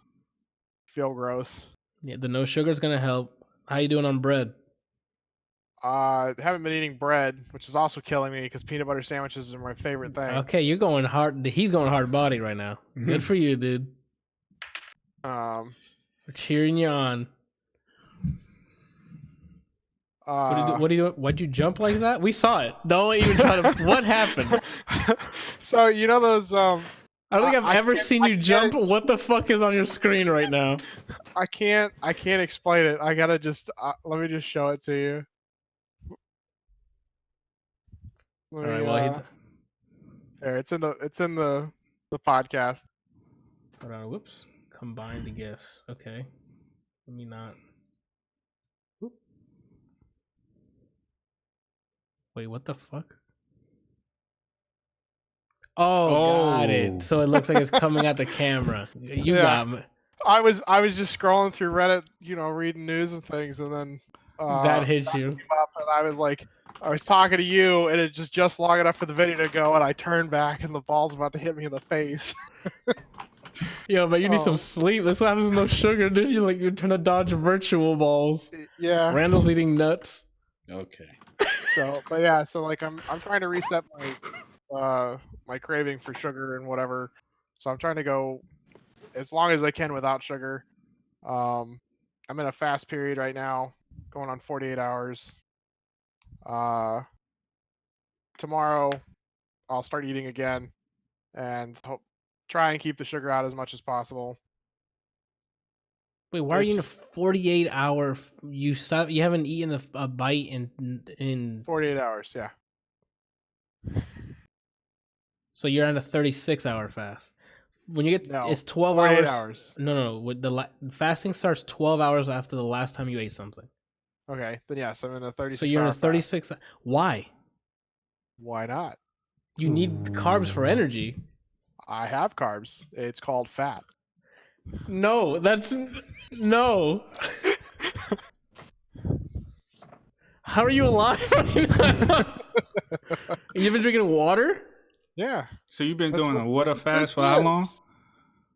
Since so my last meal was I finished at around 7-ish o'clock Sunday. What? Yeah, that makes sense. Then that clocks out. 'Cause then 12 hours of that would be 7 a.m. and then 24 hours. No, after I'm just that, saying that it was Sunday the last time he ate. It is now. Tuesday Tuesday night, about to be It's Wednesday. about to be Wednesday. Yes. Yeah, fam. I don't think you should be doing 36-hour fasts, dude. Why not? I would like freeze my saliva and bite it. That's nasty. How's that nasty, Brian? Randall? Because it is. It's saliva. Yeah, it's in you. Yeah, but it left your body, so now it's not part of you anymore. Weren't you chomping on nuts earlier? Yeah, you were. Yeah. So, yeah. So it was Oh, on okay. this. Well, you did. That's while you're in that fasted state, a cardio will do you a lot better too. If you can do 36 hours of fasting, the next time you do it, after the 12 hours, just go and do like a run or even walk. Like walk around your Oh, I block know. a couple times. I still went to the gym yesterday. Still went to the Croft. You're fucking wilding, dude. You're gonna pass out. I'm not. My body's got too much energy. Okay. You've done this before? Yeah. Okay. Hey, if it works for you, it works for you. But I probably would have passed out. I did a water fast for 1 week one time, and I was like, I'm never doing this again. Yeah, the goal is 72 hours, so I'm not going to eat until tomorrow night. It won't be full 72 hours, but it'll be 72 hours since my last meal. Bruh, I don't think you should do this. And this is recorded on the episode, so just in case something happens to you, I can be like, "Look, I told you so." Well, This if I don't make it to the game or the cast Thursday, we'll know. Oh This is my actually god! pre-recorded. He's like passed out hours ago. But when his computer locked up, that was Yep. him like knocking over his computer. Yeah, that was it. I was just he died. Well, I'm curious though. Why are you doing this? To reset the sugar metabolism. Sugar The metabolism. what? The craving for the sugar. Got it. February. It is After 48 February. hours, your body starts to reset itself and focus on burning fat more than it does whatever food you're feeding it. And so if I do this and then go into actually fixing my diet, eating like just meats and cheeses and things instead of a ton of carbs, it'll help burn fat faster. But that happens after 12 hours, dude. Not 48. 48 hours to curb the craving for sugar. Oh, okay. I'm like, yo, you're burning fat since 36 hours ago. Oh, so, I know. I'm down 4 pounds. So yeah, because it's just literally trying to survive right now. yeah, it's the best part. It's not. I think he's probably looking at his monitor at the wrong monitor, thinking it's me. The last time I did this, I did a 48-hour fast and I lost 5 pounds. Shannon was really mad at me because I lost so much weight in such a short period of time. Yeah, sometimes when you're killing yourself. Yeah, it's great. Okay, I mean, hey, if it works for you, it works for you, dude. But that's you got to be careful with that. Beauty's I know. pain. Yesterday was a struggle at the gym. Like, Yeah, body because you doesn't have have any carbs to- nothing. Yes, you had energy. nothing. Hope and dreams is what you were pushing that bar with. I wasn't lifting. This was just doing the exercises with Krav. Oh, okay. Jesus, don't lift when you're in this state because you're gonna be like, Oh, "Oh, I can do no. this weight," and then your No, body's no. like, "My guy, I'm literally under E right now." So Yeah, no. Like even having to lift my body off the ground, my muscles were like, dude, what the fuck? no. Oh, if that works, that works. Okay, cool. So no bread, no sugar.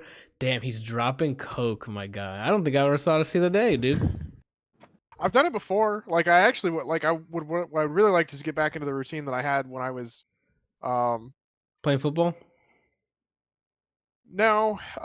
So a couple times. So like when I first moved here, I joined the Krav. I was powerlifting, I was going to Krav, and then eating like these bagged meals from Like Eat Freshly or no, like no, prep. from Stofers.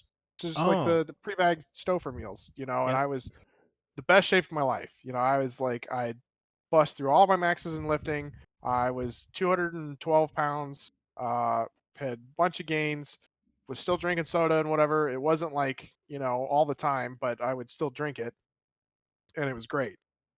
When I went through another phase, working at MUSC, completely switched my diet. I was eating like 7 times a day. I couldn't follow the routine that I had originally found because I just couldn't do nothing but chicken, broccoli, and brown rice. So I adapted it to something that I found sustainable, which is like I would drink a lot of like protein shakes from the shake bar that we had at the school Yeah. or the university. Not the university, the hospital. At the hospital, and then like I would go work out almost every day, go eat 2 chicken sandwiches afterwards, probably get another shake before I went home, got a soda on the way home, drank that, and And then had you're like a fine. lean meal for dinner. Mhm. But a lot of it was just basically meat and brown rice. Heck yeah. But I mean, I was happy with the routine, but then I changed jobs and the whole routine went away, and so now you see what you got. It'll break the cycle, and then you're like, "What? What do I do?" Yeah, so now I'm trying to just focus on I'm focusing on getting into the gym at least 2 days a week, which I've been doing for a month now. Mhm. Next goal is to try and fix the eating habits, try and cut back on like the sugars like Coke. I'll probably still try and eat some brown rice. I'll probably still have a peanut butter sandwich, but it won't be like, I'm not eating it in mass quantities like I was. And then eventually I'll get into the routine where I'm going 4 days a week, lifting, doing Krav and Muay Thai, and then kind of eating and doing whatever I want. Okay. No, hey, that's a start. It's better than no days a week. It's better than not doing the sugar thing. Lit. You can get sugar-free Coke. Yeah, it tastes fucking awful. Ah, okay. You hate it. Got it. Just I keep tried. drinking until I you really like did. it. Keep drinking until you like. It's an Dude. acquired taste. I spent like 6 months doing it. I can't do it. Okay. It is awful. All right, then. I think I asked. Oh, Brian, you were dealing with a serial killer attacking your neck. So what are you doing for the rest of the week? Tomorrow I'm probably gonna stream music. I'm probably just trying to milk this, see how much I can get done without going back into creative block. Thursday I was gonna do another weekly Rivals tournament. It's in a Discord. I did one before I went 0-2, and then I was gonna go one now or Thursday, but I want to milk this create before I get back into creative block, so I don't know. Okay. And then Friday, I don't know if I'll stream. Probably not. I think I'm gonna play Tekken with Johan to test remote play. Oh, did you ever get your Legato. yeah, the Elgato working? I haven't even tried to plug it in. Try and plug it in so that we can watch. Not right now. I'm trying to end this. We're I'm- at I three mean, and a I've been half hours. Yeah, I've been trying to, and it's 11:30 now. So Brian, why don't you tell us about Blasphemous?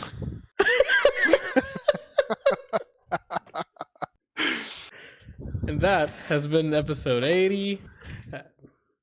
It's weird. There's no number after it. It's episode 80 of the ADLR Podcast. It should usually be like 79, Randall. Where we went 3.5 hours ago. We talk a lot, bro. If you want to see where you can It's catch hard all... to get Randall to shut up.